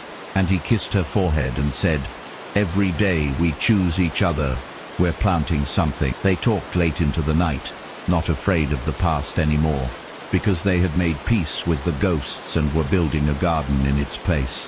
Their love no longer needed rescuing, it needed tending, and that was work they were finally both willing to do. It was in the ordinary moments, the softest ones, the brushing of a shoulder, the folding of laundry together, the making of tea, that Sarah found her favorite kind of romance. Because it was real, because it was earned, and because it didn't need to prove itself anymore. It simply was. The seasons turned again, and with them came small milestones that meant more than they once would have. Daniel's promotion at work, Sarah's first speaking invitation at a support group, the one-year anniversary of the day she came home for good. They marked each with something simple. Ice cream on the porch, handwritten cards, planting a tree in the backyard. And with every act, they honored not just their love, but their resilience. The community that once whispered now waved with respect, and those who once judged now listened, curious about the couple who had not only survived betrayal, but come back stronger. Sarah began mentoring women who felt lost, like she once had. Never preaching, just listening, just sharing, just offering a hand, when someone else's world felt like it was crumbling. And in doing so, she found that the echo of her own mistakes no longer haunted her. It guided her. Daniel supported her at every step, always nearby, always ready to remind her that what they had was rare, because it had been tested by fire, and had not only survived but flourished. And on days when doubt crept back in, Sarah would sit in the swing Daniel had fixed, close her eyes, and remember everything they had fought for and won. Julian's name wasn't spoken often, but he wasn't forgotten. His shadow had become a kind of quiet teacher in their story, a reminder of what could be lost and what could be learned. His foundation began making a real difference in the lives of troubled youth, thanks to the funds Sarah had redirected, and she visited once in a while, not as a benefactor, but as someone who understood what it meant to take a wrong turn and fight to find the road back.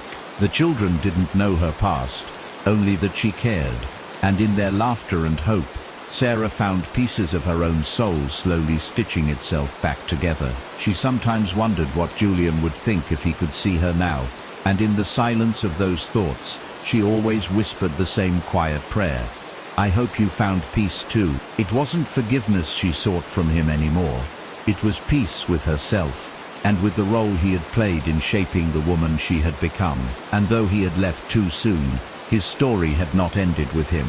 It had continued, quietly and redemptively, through her choice. Some echoes, after all, don't fade. They transform. And in that transformation, Sarah found grace.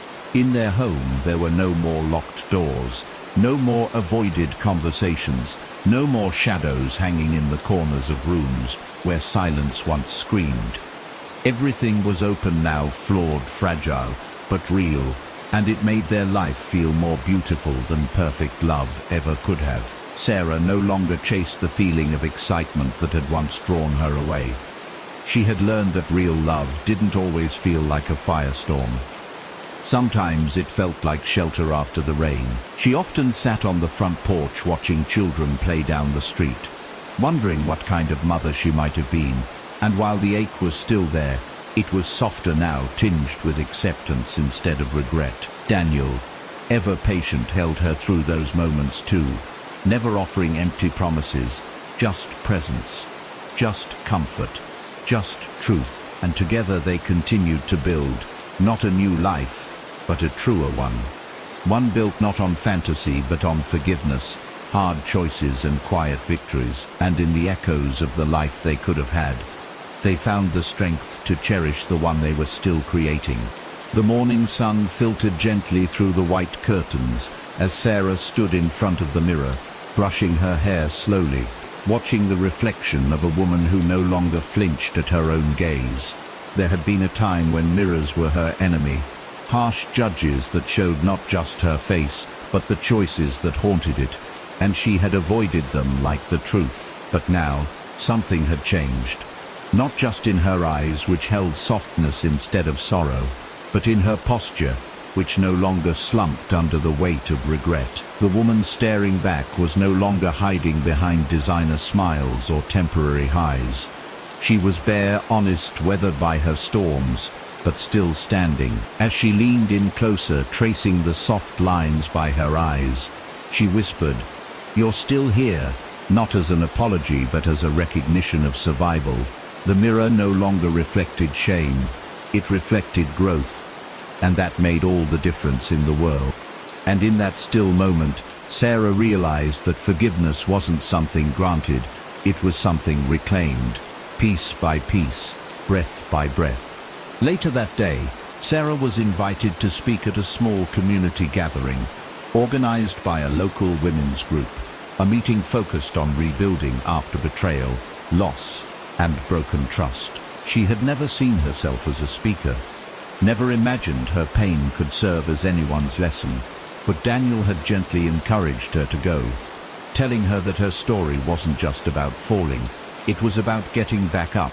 As she walked into the room filled with folding chairs, flickering candles, and women with eyes full of questions, she felt the familiar flutter of anxiety rise in her chest, like smoke from an old fire. But then she saw one of the women holding a copy of Julian's foundation pamphlet, and it reminded her that even our darkest seasons can give birth to something worthy. Taking the microphone with trembling hands, Sarah didn't prepare a perfect speech.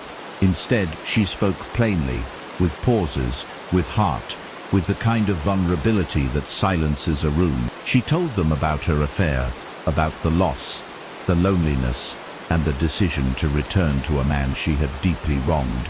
Not because he begged, but because he still believed in her. And when she finished, the silence was not judgment. It was reverence for a truth spoken raw, and a grace that dared to be public.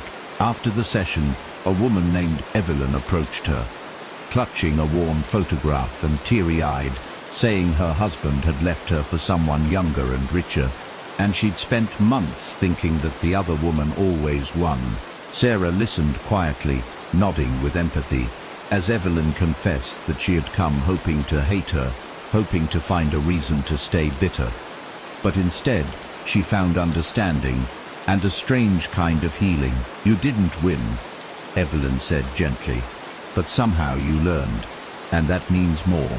And in those words, Sarah felt another small piece of her redemption fall into place. They hugged, and in that embrace, two women who had once stood on opposite ends of pain found common ground. That night, as Sarah and Daniel sat on the porch sipping wine and watching the stars, she told him about Evelyn and the power of shared wounds becoming shared wisdom. Daniel smiled and said, "Maybe our scars are meant to be bridges," and Sarah rested her head on his shoulder, letting the weight of that truth settle deep into her bones. In that moment, she knew they weren't just surviving, they were becoming something entirely new. The weeks that followed brought more invitations, more letters, and more quiet encounters with women and men who carried their own private storms, all searching for shelter or clarity. Sarah found herself becoming a reluctant guide, not because she had the answers, but because she had lived through the questions and come out on the other side without pretending she hadn't stumbled. She began organizing small gatherings, story circles, where no one was allowed to wear masks, where shame was laid down like coats at the door, and where grace was the only language spoken. Some people came with anger, others with desperation, but most left with something lighter in their step, and Sarah often watched them go with silent prayers that they would carry that light into their own homes. Daniel sometimes joined the circles, offering his perspective, not as the betrayed, but as the man who chose to forgive when it would have been easier not to. Together they weren't preaching perfect marriage, they were modeling honest partnership, the kind that fights in the dark and holds hands in the morning. Their home became a quiet lighthouse, drawing in those lost in emotional storms, not to save them, but to remind them they could save themselves. And in offering refuge, Sarah found healing she didn't know she still needed. One rainy evening, as Sarah prepared tea and listened to jazz humming through the speakers, she received an unexpected knock at the door that made her heartbeat shift into an anxious rhythm. Opening it cautiously, she found a young woman standing soaked under an umbrella, her mascara streaked, her posture both defiant and desperate, the kind of posture Sarah recognized too well. "Are you Sarah?" the girl asked with a tremble in her voice, and when Sarah nodded, she added, "I'm Julian's sister." The words struck like thunder, not in anger but in shock, and Sarah stepped aside wordlessly, motioning her in with the quiet grace of someone who no longer feared consequences but welcomed closure. They sat on the couch, steam rising from their cups, and the girl Anna began speaking in fast, painful bursts, confessing how she'd blamed Sarah for Julian's death, how she'd prayed karma would ruin her, how it confused her to see the foundation growing. But then she admitted she'd watched one of Sarah's speeches online, and it messed with her anger, because Sarah didn't sound like the villain she'd imagined. They talked for hours, not trying to fix anything, just sitting with the ache, letting it breathe, letting it be seen. And when Anna left that night, she didn't say "I forgive you," but she hugged Sarah tightly, and that was enough. Time, as it often does, moved forward, not dramatically, but in quiet, consistent beats that turned grief into memory, and memory into meaning. Sarah and Daniel marked their second wedding renewal quietly in the garden, just the two of them and the tree they had planted after she returned home, now standing strong with full leaves and birds nesting in its branches. They didn't exchange vows again. They simply looked at each other, hands clasped, eyes misty, and whispered thank yous for staying, for trying, for choosing each other when it would have been easier to walk away. That night, they danced slowly in the kitchen to an old love song, laughing when they stepped on each other's toes, crying softly when the music faded, but their hearts still sang. The life they lived wasn't flashy, wasn't perfect, but it was filled with hard-won peace, and a love so real, it no longer needed proving. Sarah often journaled under the stars now, writing reflections not just about pain, but about joy, about the strength it takes to admit when you're wrong, and the courage it takes to make it right. She never stopped grieving what was lost, but she learned to celebrate what was found: faith, family, forgiveness, and the future they were now writing together.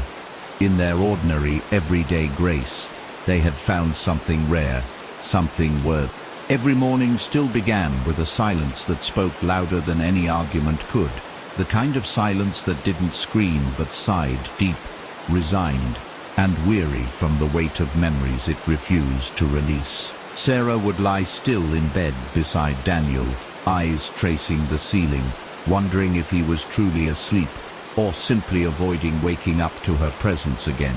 The clock always moved, the sun always rose, but time didn't feel like progress. It felt like purgatory, a waiting room where guilt and forgiveness paced in separate corners. Daniel would eventually rise, always before her, dressing quickly, sometimes forgetting to say goodbye, sometimes whispering it with a voice so distant she could barely catch it.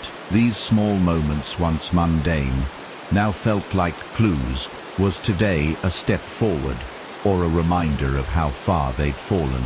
She often stared at his back as he left the room, longing to reach for him, but fearing that touch would be unwelcome, that love had a boundary now she couldn't cross without permission. And when the door clicked shut, she'd exhale the breath she held all night, pressing her hand to her chest, as if she could steady the ache that never really stopped. Daniel, for his part, was trying, but his heart was cautious now, guarded, like a home that had once been robbed and never truly felt safe again. At work, he buried himself in projects, stayed late, volunteered for extra shifts, anything to avoid returning to a space that reminded him of what had broken. His colleagues noticed the change, quieter, sharper, less inclined to joke. But no one asked questions, and he didn't offer answers, because how do you explain heartbreak when you're still living inside it? He would come home to the smell of Sarah's cooking, her effort to reclaim comfort, but every scent was laced with memory, and memory didn't always serve warmth. Sometimes he would catch her humming an old song they used to dance to in the kitchen, and it would sting, not because he didn't remember, but because remembering hurt more than forgetting ever could. He wasn't cruel to her, didn't yell or accuse anymore. No, Daniel's pain had matured into distance, into short replies and long silences. The kind that said, "I'm still here, but I don't know why yet." And in that emotional limbo, they both learned that rebuilding trust was less about grand gestures and more about enduring the quiet days without quitting. Sarah found herself haunted, not by Julian, not anymore, but by the woman she had become in the days leading up to the affair. A stranger with shallow dreams and selfish decisions. She would sit on the back porch in the evenings, watching the sun dip behind the horizon, wondering how she ever believed that excitement could replace intimacy or wealth could outweigh loyalty. She remembered how easily Julian's compliments had swayed her, how his confidence had masked manipulation, and how foolish she felt now for thinking his world was better than the one Daniel had built with his hands and heart. Sometimes she would cry, not the loud sobbing kind, but the soft, steady tears that slid down her cheeks like apologies no one heard, like sorrow that belonged to no one but herself. Her therapist once told her that healing began with owning your choices, not just regretting them, and those words clung to her like scripture in the quiet moments. She began writing again. Not letters this time, but affirmation statements of value, of repentance, of hope, trying to reshape her inner voice into something more than shame, because regret, she was learning, was a teacher too, cruel, but honest, and if she listened closely, maybe she could grow from its echo. The morning began with a silence that felt sacred, the kind of quiet that comes not from emptiness, but from fullness. As Daniel stirred awake and reached out instinctively for Sarah's hand beneath the sheets, their fingers met in a familiar clasp, a small morning ritual that had become more meaningful than words, a silent reminder that they had chosen to stay. Outside, the world buzzed with distant car horns and school children's laughter. But inside their room was a stillness that belonged only to them, carved from the rubble of their past. As Daniel watched Sarah's chest rise and fall in sleep, he thought about the man he had been, the one who once stood broken in the hallway with a goodbye note in his hands, and his heart in pieces. He remembered that man clearly, not with bitterness but with compassion, for he had made it through the fire and found something worth keeping. There was a time he thought love meant never being hurt, but now he understood it meant healing through hurt, holding on through storms, and choosing trust even after it's been betrayed. And as Sarah stirred awake, blinking softly at him with that familiar morning smile, Daniel knew they had already lived one lifetime together, and were now building another stronger than the first. Later that day, Sarah met with the board of Julian's foundation, which had grown from a modest community center to a fully operational outreach program with scholarships, grief counseling, and youth mentorship. It was bittersweet to stand in the building that bore his name, his photographs framed on the walls, his legacy stitched into the very fabric of every story told by those they helped. Sometimes, when she walked the hallways, she felt his spirit near, not haunting, but watching, encouraging, maybe even proud that something beautiful had come from something broken. The board had gathered to discuss a new initiative, one that would provide support, not only for grieving families, but for individuals seeking to make amends after betrayal, loss, and infidelity. Sarah had proposed it months ago, not knowing how it would be received, but today, watching nods of agreement and eyes filled with understanding, she felt like this part of her story was no longer a shame, it was a service. "We can't erase the past," she said as she stood before them, "but we can use it as the soil to grow something better for someone else." The vote passed unanimously, and as the meeting ended, Sarah sat alone for a moment in Julian's old office chair, whispering, "Thank you," to the quiet air, as if he could hear. Meanwhile, Daniel had started mentoring a younger man at work named Chris, who had recently confided in him about a troubled marriage and suspicions of infidelity. Emotions Daniel knew all too well. Sitting across from Chris in a quiet corner of the break room, Daniel didn't offer cliches or quick advice.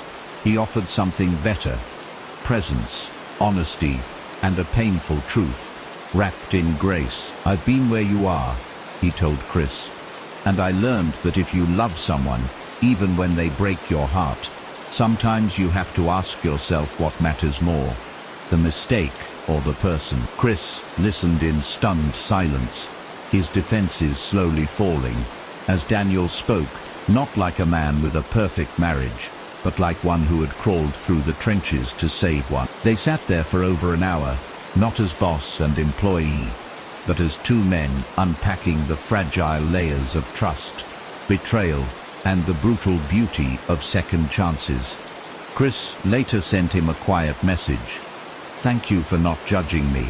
I hope I can be as strong as you were." Daniel smiled at the screen, his heart aching and grateful at once, knowing that strength wasn't in staying untouched, but in getting back up after being shattered, and in helping someone else find their way. Daniel was reminded again of how far he'd come, and how love, even bruised, can still become a lighthouse. That evening, Sarah and Daniel took a walk around their neighborhood, their fingers laced together as they passed familiar houses, blooming gardens, and the distant scent of barbecues warming the early spring air. They talked about everything and nothing, about their next trip, about the neighbor's new puppy, about how peaceful the sky looked when it held streaks of orange and violet. It wasn't the kind of walk filled with romance or profound realizations, but one stitched with comfort, with a quiet rhythm that made the world feel gentle and bright. They laughed about a memory from years ago, one where they got lost on vacation and ended up dancing in a gas station parking lot under the rain, and for a moment they were those carefree people again. And then Sarah grew quiet, her voice softening as she asked, "Do you ever miss who we used to be?" And Daniel looked at her, really looked, and answered, "Sometimes. But I love who we are now more." Her eyes glistened, not from sadness but from love, the kind that comes after wreckage, the kind that chooses again and again even when it would be easier not to. And as they walked back home beneath the streetlights, the air full of crickets and calm, they felt the weight of their past, but more importantly, the light of their tomorrow. The next day brought a letter addressed to Sarah in unfamiliar handwriting, and when she opened it, the first thing she saw was a photograph. One of Julian, smiling on a boat beside his father, his eyes squinting in the sun, her breath caught as she unfolded the paper, which was from Julian's mother, written in elegant, trembling script. The letter was long, filled with reflections and emotions, but the most important line came midway through. "I've carried resentment for you longer than I should have, but I can't ignore what you've built in Julian's name." It wasn't a full apology, nor was it a request for one. It was a bridge, a cautious step toward peace, and it moved Sarah deeply. She wrote back the same evening, her response full of grace and truth, telling Julian's mother that nothing would ever undo the pain, but that pain didn't have to stop them from honoring the boy they both loved. That exchange led to more letters, and eventually a phone call, and for the first time since the affair, Sarah heard the voice of the woman who had once refused to look at her in the courtroom. And though their relationship would never be simple, it no longer had to be broken. Sarah spent the weekend planting a garden behind the house, one that she and Julian had once dreamed of, but never started, and now it became a sacred place of renewal. Daniel helped her dig the holes, both of them laughing as they got dirt on their clothes, sun on their backs, and a little peace in their hearts. They chose roses and lavender, sunflowers and jasmine, letting each plant represent a season of their lives, some painful, some joyful, all necessary. Sarah named one rose bush after Julian, placing it near the center, surrounded by other blooms like silent guardians of his memory.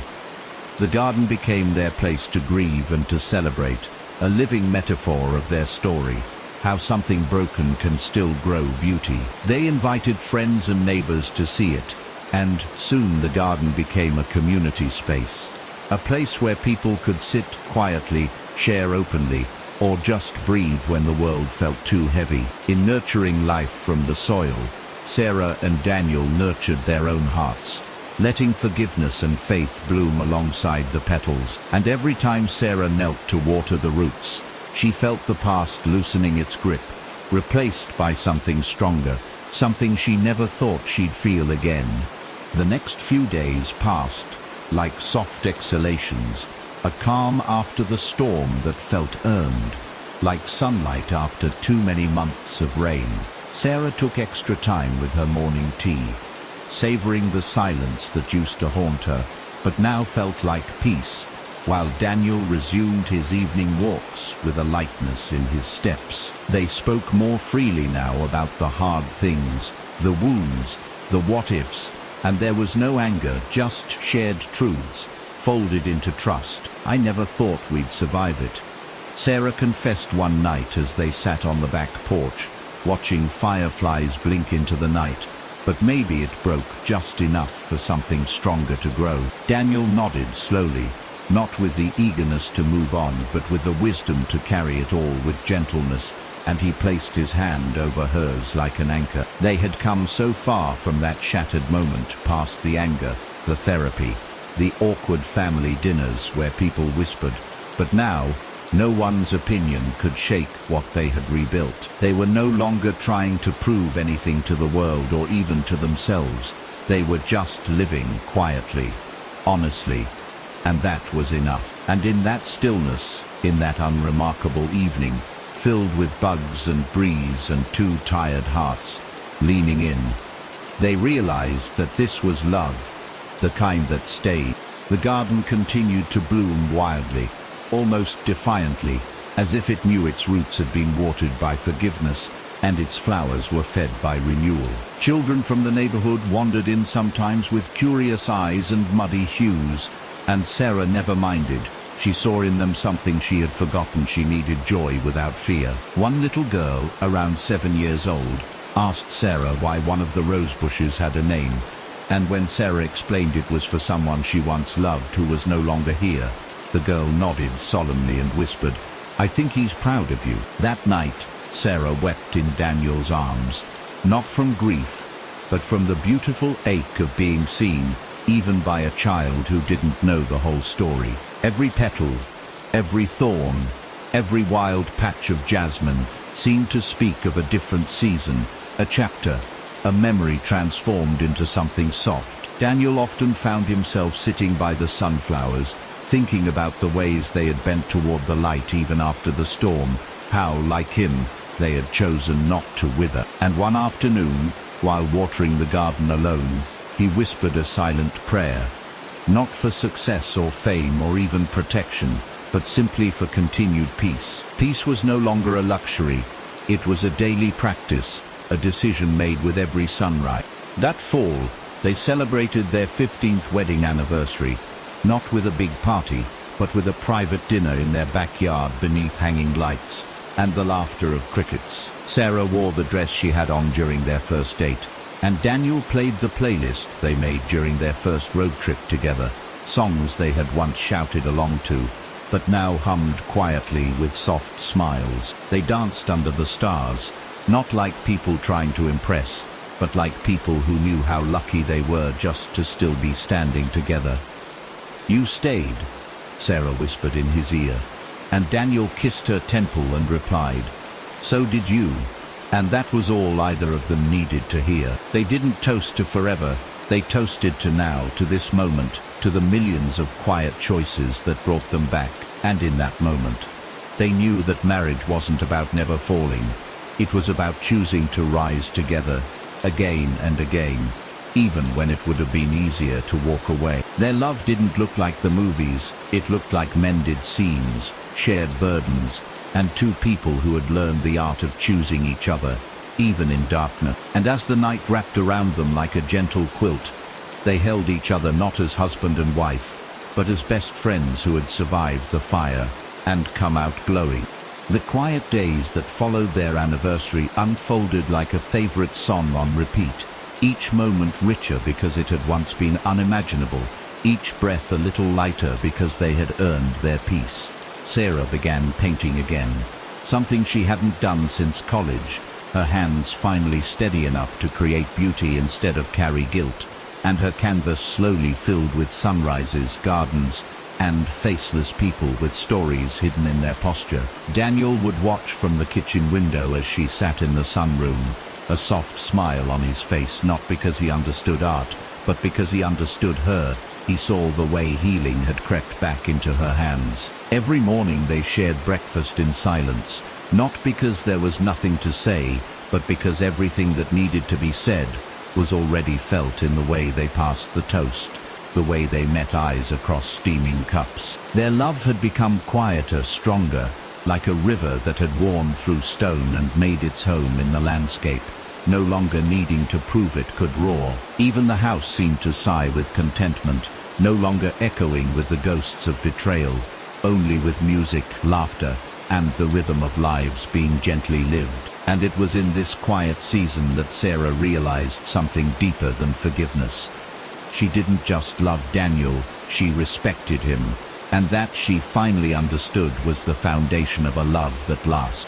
One afternoon, while sorting through the attic, Sarah found a dusty box labeled "For When We're Older," something they had packed during the first year of marriage, with keepsakes, letters, and silly predictions about the future. She carried it downstairs with trembling fingers and called Daniel to the living room, where they sat on the floor like kids at Christmas, opening memories wrapped in time. There were love letters from when Daniel was still writing poems on receipts, a dried flower from their first date, and a list of dreams they had made over wine and hope. Sarah read aloud a letter she had written to her future self, warning her never to trade security for love, never to forget the man who knew how she liked her coffee, and never gave up on her even when she gave up on herself. Tears fell freely from her eyes as she looked at Daniel, whose quiet strength had become the compass she didn't know she'd lost until it brought her home. "I forgot who I was," she said softly, "but somehow you remembered for both of us." And Daniel reached for her hand, squeezing it like a vow. In that attic air thick with memory, they didn't mourn the years lost. They honored the roots that had grown deeper while they waited to bloom again. Later that week, Sarah decided to write a letter, not to Daniel, but to the woman she used to be, the one who had once been so consumed by comparison and craving that she almost destroyed everything good in her life. She wrote without shame, only truth, pouring onto the page the pain, the seduction of wealth, the coldness of luxury, and the hollow feeling that came when the music stopped and she realized she was dancing alone. "You weren't evil," she wrote, "just empty, and you thought war would fill you when only love could." She folded the letter and placed it in a new box, labeling it not regret but reminder. Because she didn't want to erase the past, she wanted to learn from it. Daniel found her afterward, sitting by the fireplace with tear-stained cheeks and steady hands, and without needing to ask, he sat beside her and simply held the space for whatever she needed to feel. Together they watched the fire burn low, not speaking, just knowing, and that knowing felt sacred, like the silence of a church after the final hymn. Peace, Sarah realized, isn't the absence of sorrow, it's the presence of grace. And it had finally settled into her bones like warmth after a long winter. They began volunteering at a local shelter once a week, not out of obligation, but out of a shared desire to give where once they had only taken, to pour out now that they were full. Sarah mentored young women who had made hard choices, and Daniel fixed broken furniture and told quiet jokes to kids who laughed like they'd never heard kindness before. Their pain had become purpose, and in those small, unseen acts, they felt more useful than they ever had, climbing ladders or chasing illusions. Sometimes people would ask how long they had been together, and when they answered, 15 years with one really bad one, they'd laugh, not out of shame but because they had survived it. Their story didn't need polishing anymore. It was real, raw, and rooted in redemption, and that made it beautiful. Sarah saw in Daniel's eyes not just the man she married, but the mirror she had needed to truly see herself. And every time he smiled, she felt chosen, not forgiven, but wanted, and that was more than enough. Autumn returned with golden leaves and crisp mornings, and with it came a letter in the mail addressed to Sarah with no return name. Just a hotel in another city. She opened it cautiously, hands trembling not from fear but from the weight of the unknown, and her breath caught as she read Ethan's familiar handwriting. He had found a job as a night clerk, was staying sober, and said he finally understood what love wasn't, and more painfully, what it could have been. He didn't ask to come back, didn't try to stir her guilt, only thanked her for once believing in him, and said he hoped she was happy with the man who had never let her go. Sarah folded the letter slowly, feeling the last thread of that past life fall away, not with bitterness, but with a strange, soft gratitude that even mistakes could end in grace. She didn't cry, didn't tell Daniel right away. Instead, she placed the letter in the garden soil beneath a new tree they had planted together. It would grow there, unseen, just like every other seed they had planted with tears, prayers, and second chances. Daniel eventually found out about the letter, not because Sarah told him, but because he noticed the new tree had a small stone beneath it engraved with the word closure. He didn't ask questions, he didn't need to, because he knew that whatever had been said, it hadn't broken anything, hadn't shaken the roots they had nourished with so much care. "You okay?" he asked one evening while brushing her hair behind her ear, and Sarah smiled and said, "I am now," and that was enough for both of them. They continued their rituals, their shared silence, their laughter that came easier now, and the days passed not quickly or slowly, but with meaning. No longer haunted by comparison or regret, Sarah finally felt the weight lift from her chest, as if peace had moved in like a long-lost friend. Daniel noticed her hum again while folding laundry, noticed how her hands no longer trembled when she held his, and in those small things, he found his own healing. Love, they had both learned, doesn't always roar back. It sometimes tiptoes, knocks softly, and waits to be chosen again. The town began to notice their bond again. Neighbors who once whispered now nodded respectfully, their judgments replaced with quiet admiration for a couple who had weathered a storm and chose to love louder afterward. They hosted a small dinner for close friends one evening, and for the first time in years, Sarah found herself laughing without the weight of guilt, her voice clear and easy as Daniel refilled wine glasses and grilled in the backyard. One of their oldest friends pulled Sarah aside and said, "I don't know what happened, but you look freer than I've ever seen you." And Sarah only nodded, because how could she explain the kind of freedom that comes from forgiveness earned and offered? That night, after everyone left, Sarah and Daniel danced in their living room to an old record, the music crackling with age, and they moved slowly, not because of exhaustion, but because they wanted to savor it. As she rested her head on his chest, listening to the steady beat of a heart that had once been shattered but never stopped loving her, she whispered, "I love you more now than I ever did before," and he replied, "That's all I ever needed." They danced long past the final note, the silence between songs wrapping around them like a second chance, and in that hush, they finally heard the sound of peace. One Sunday morning, Sarah stood before a group of women at a community center, sharing her story not with shame, but with strength, offering truth, not as confession but as a bridge.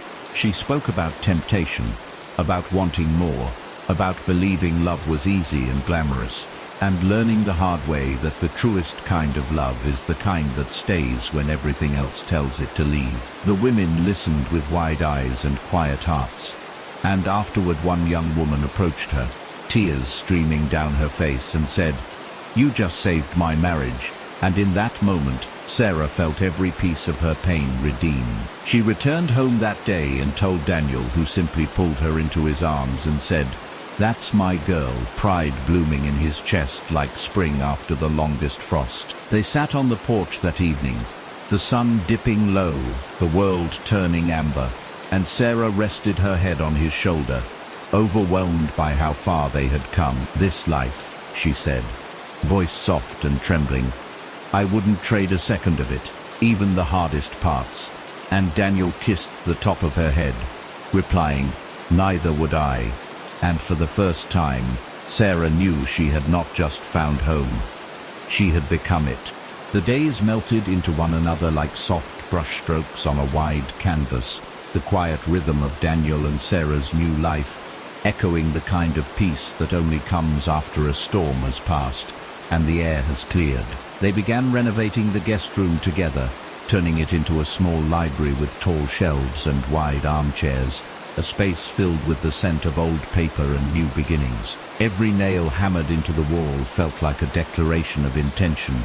Every shelf mounted like a metaphor for the things they now chose to hold up instead of tear down. Sarah often found herself smiling for no reason, humming while she worked, her body moving with an ease that had been foreign to her for too many years. Daniel, ever observant and gentle, never spoke of the past unless Sarah brought it up herself, choosing instead to speak with his actions, bringing her tea, brushing dust from her cheek, holding her hand without need or prompt. In those silent gestures lived a love that had deepened, widened, and refined itself through pain, one that no longer needed grand declarations because the small moments shouted loud enough. And Sarah, each time she caught his gaze, silently thanked whatever cruel twist of fate had led her astray, because without it, she may never have truly known the depth of what she'd nearly lost. They started taking evening walks again, hand in hand, down the same paths they used to walk when everything felt new and easy. Only now the walk meant more because they had chosen it again, after all the detours.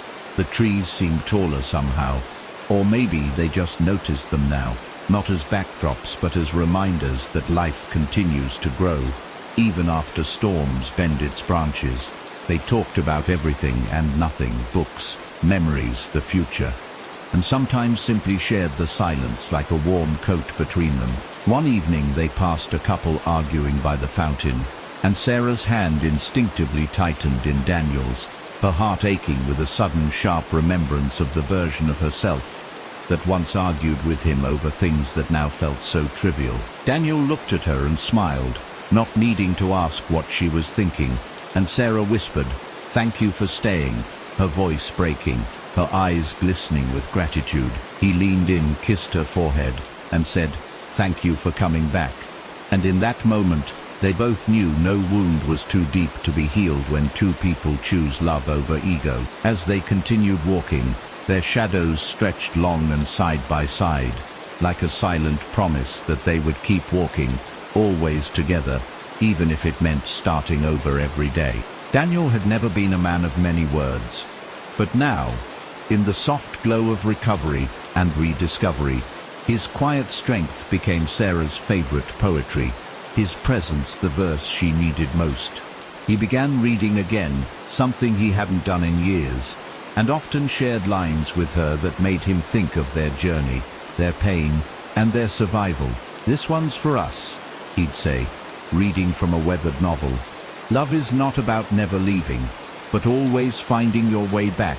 And Sarah would cry not because it hurt anymore, but because she had survived the kind of pain that makes you doubt you ever will. She started keeping a journal again, not to record grief, but to capture the gratitude that now spilled from her like rain on parched ground, documenting the simple beauty of peeling oranges beside him, or watching movies with their feet tangled. They were ordinary days, nothing flashy or grand, but in their ordinariness lived a kind of sacredness that wealth could never replicate, a wholeness she had once abandoned in search of things that never filled her. Sarah no longer needed to perform happiness or pretend wholeness.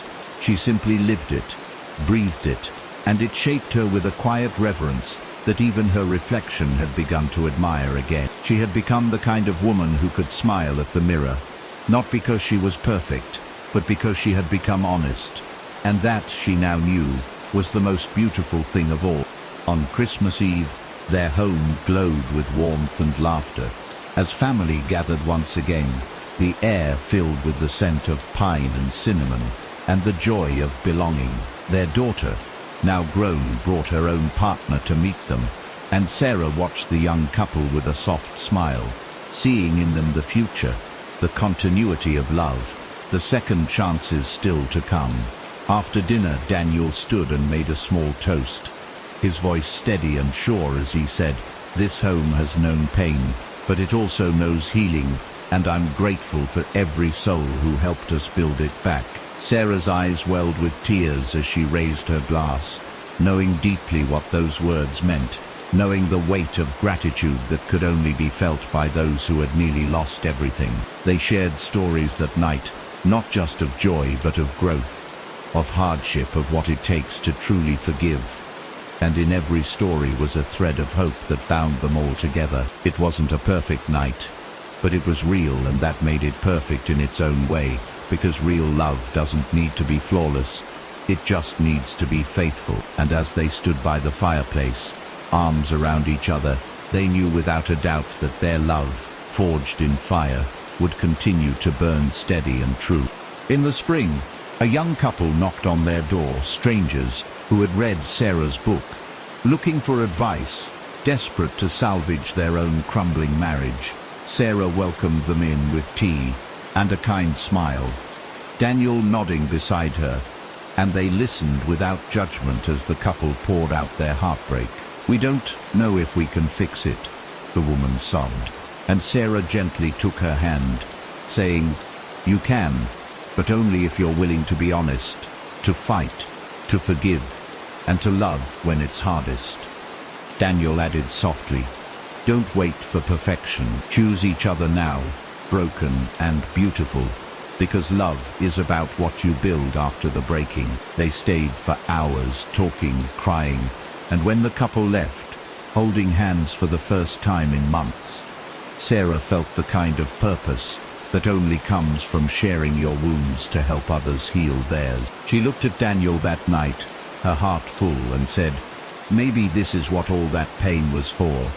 And he nodded, because some blessings come wrapped in brokenness, and healing shared becomes legacy. The cycle continued, not of heartbreak, but of restoration, of two people who chose each other again and again, and made their story a roadmap for others to follow. Years passed, and though their hair grew grey and their steps slowed, the spark between them never dimmed, because it had never been about appearances or wealth. It had always been about choice, about presence, about the promise they kept making. Their love had become an anchor in their community, a lighthouse in stormy waters, and people came not to admire them, but to learn from them. On their 40th anniversary, Sarah stood before a small crowd and said, "The greatest lesson I've learned isn't about avoiding mistakes. It's about not letting those mistakes define you." Daniel joined her, holding her hand, and said, "We're here because we didn't give up, even when it would have been easier to walk away." Their story had traveled far by then, reaching thousands who had needed it, and Sarah no longer felt shame in telling it, only peace, because in the end, it hadn't been a tragedy, it had been a transformation, a turning point, a rebirth of love that was now stronger than pride, than pain, than even the past itself. Their final lesson was simple, but profound. Love isn't found, it's chosen, again and again, even when it's hard, especially when it's hard.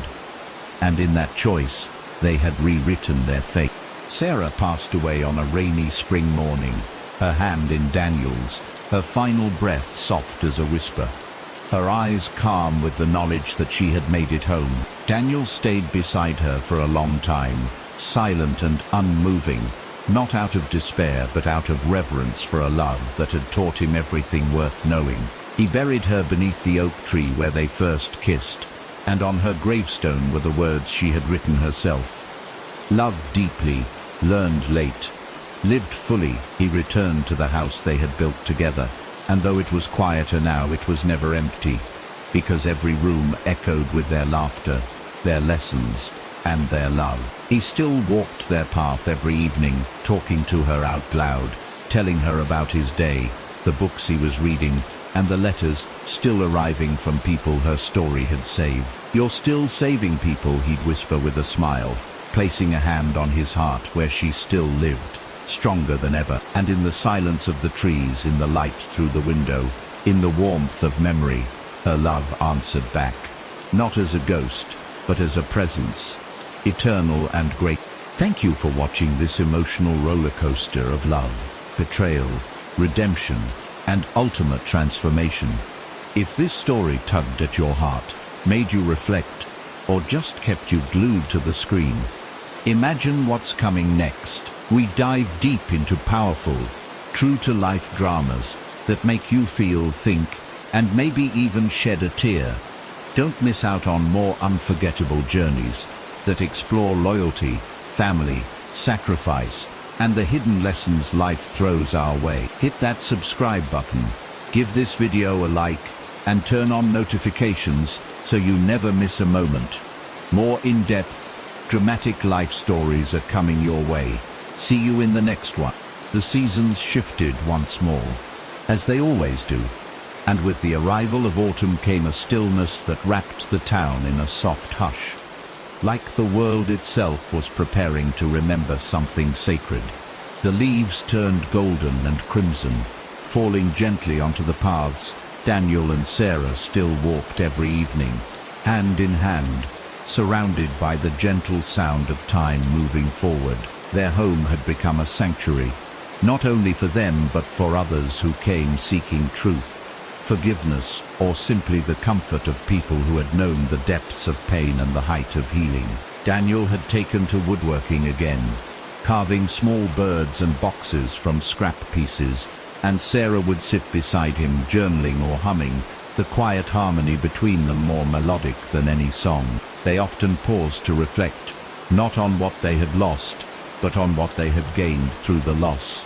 How breaking nearly destroyed them but also rebuilt them into something stronger, something truer. There was peace now, not because life was perfect, but because they had made peace with the imperfection, with the choices that brought them here, and the grace that allowed them to stay. And though no one would wish to go through what they did, they both knew without question that what they now shared had been shaped and purified by the fire they had once cursed. One morning, as Sarah walked through their hallway, she paused at a framed photo, a simple snapshot of her and Daniel at their 10th anniversary, taken before the storm, before the choices, before the heartbreak. She stared at her younger self, smiling wide, unaware of what was coming, and felt a mix of sorrow and affection for the woman she once was, flawed and searching. "You didn't know yet," she whispered to the photo, touching it gently, "but you'll learn, you'll survive it." And the tears that fell weren't bitter, but forgiving. Daniel found her there moments later and wrapped his arms around her from behind, his warmth reminding her that healing isn't linear, that some days will ache even in joy. They sat on the couch for hours that day, not speaking much, just being together, occasionally exchanging glances that said more than words ever could. The kind of love they now shared didn't demand constant validation. It lived quietly in glances, in shared silences, in the knowledge that this time they had truly chosen each other. Sarah no longer feared looking back, because the past no longer held her. It had been transformed from a prison into a testament, and now it was just part of their story. As winter approached, Sarah began writing a book, a memoir, not to relive the pain, but to illuminate the journey for others, to show that broken things could be beautiful again, if held with care. Daniel read every chapter as she finished it, sometimes laughing, sometimes tearing up, but always reaching out to hold her hand as she read aloud the parts that hurt the most. They revisited memories together, not to dwell, but to weave them into something redemptive, something honest, something that didn't pretend the scars weren't there, but instead celebrated how far they had come, despite them. In telling her story, Sarah didn't paint herself as a villain or a victim. She simply told the truth, knowing that truth was the only thing that had ever set her free. "This will help people," Daniel said one night, after she finished reading the chapter where she first left him, and Sarah whispered, "I hope it helps them come home before it's too late." And when the book was done, she dedicated it not just to Daniel, but to every person who lost themselves, chasing more, only to find that love was always enough. Publishing the book felt like closing a door, not to hide what was behind it, but to protect what they had now, to honor the present without dragging the past behind them like a chain. The town began to notice their bond again. Neighbors who once whispered, now nodded respectfully, their judgments replaced with quiet admiration for a couple who had weathered a storm and chose to love louder afterward. They hosted a small dinner for close friends one evening, and for the first time in years, Sarah found herself laughing without the weight of guilt. Her voice clear and easy as Daniel refilled wine glasses and grilled in the backyard. One of their oldest friends pulled Sarah aside and said, I don't know what happened, but you look freer than I've ever seen you, and Sarah only nodded, because how could she explain the kind of freedom that comes from forgiveness, earned and offered? That night, after everyone left, Sarah and Daniel danced in their living room to an old record, the music crackling with age, and they moved slowly, not because of exhaustion, but because they wanted to savor it. As she rested her head on his chest, listening to the steady beat of a heart that had once been shattered, but never stopped loving her, she whispered, I love you more now than I ever did before, and he replied, that's all I ever needed. They danced long past the final note, the silence between songs wrapping around them like a second chance, and in that hush, they finally heard the sound of peace. One Sunday morning, Sarah stood before a group of women at a community center, sharing her story not with shame, but with strength, offering truth not as confession, but as a bridge. She spoke about temptation, about wanting more, about believing love was easy and glamorous, and learning the hard way that the truest kind of love is the kind that stays when everything else tells it to leave. The women listened with wide eyes and quiet hearts, and afterward one young woman approached her, tears streaming down her face, and said, you just saved my marriage. And in that moment, Sarah felt every piece of her pain redeemed. She returned home that day and told Daniel, who simply pulled her into his arms and said, that's my girl, pride blooming in his chest like spring after the longest frost. They sat on the porch that evening, the sun dipping low, the world turning amber, and Sarah rested her head on his shoulder, overwhelmed by how far they had come. This life, she said, voice soft and trembling, I wouldn't trade a second of it, even the hardest parts. And Daniel kissed the top of her head, replying, neither would I. And for the first time, Sarah knew she had not just found home, she had become it. It had been months of quiet healing, of shared laughter and simple rituals, when a knock at the door one rainy afternoon brought the past rushing back with a vengeance that neither of them had expected.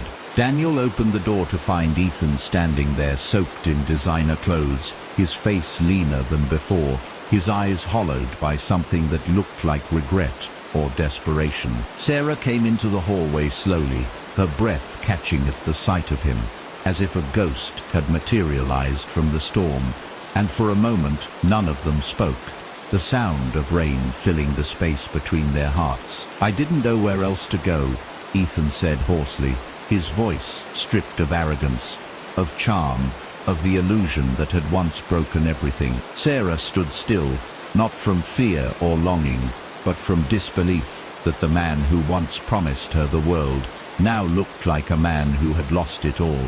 Daniel didn't say a word, he simply looked at his wife, waiting not to be told, but to see the woman she had become. And when she turned fully toward Ethan, her eyes steady and voice clear, she said, whatever you're looking for, it's not here anymore.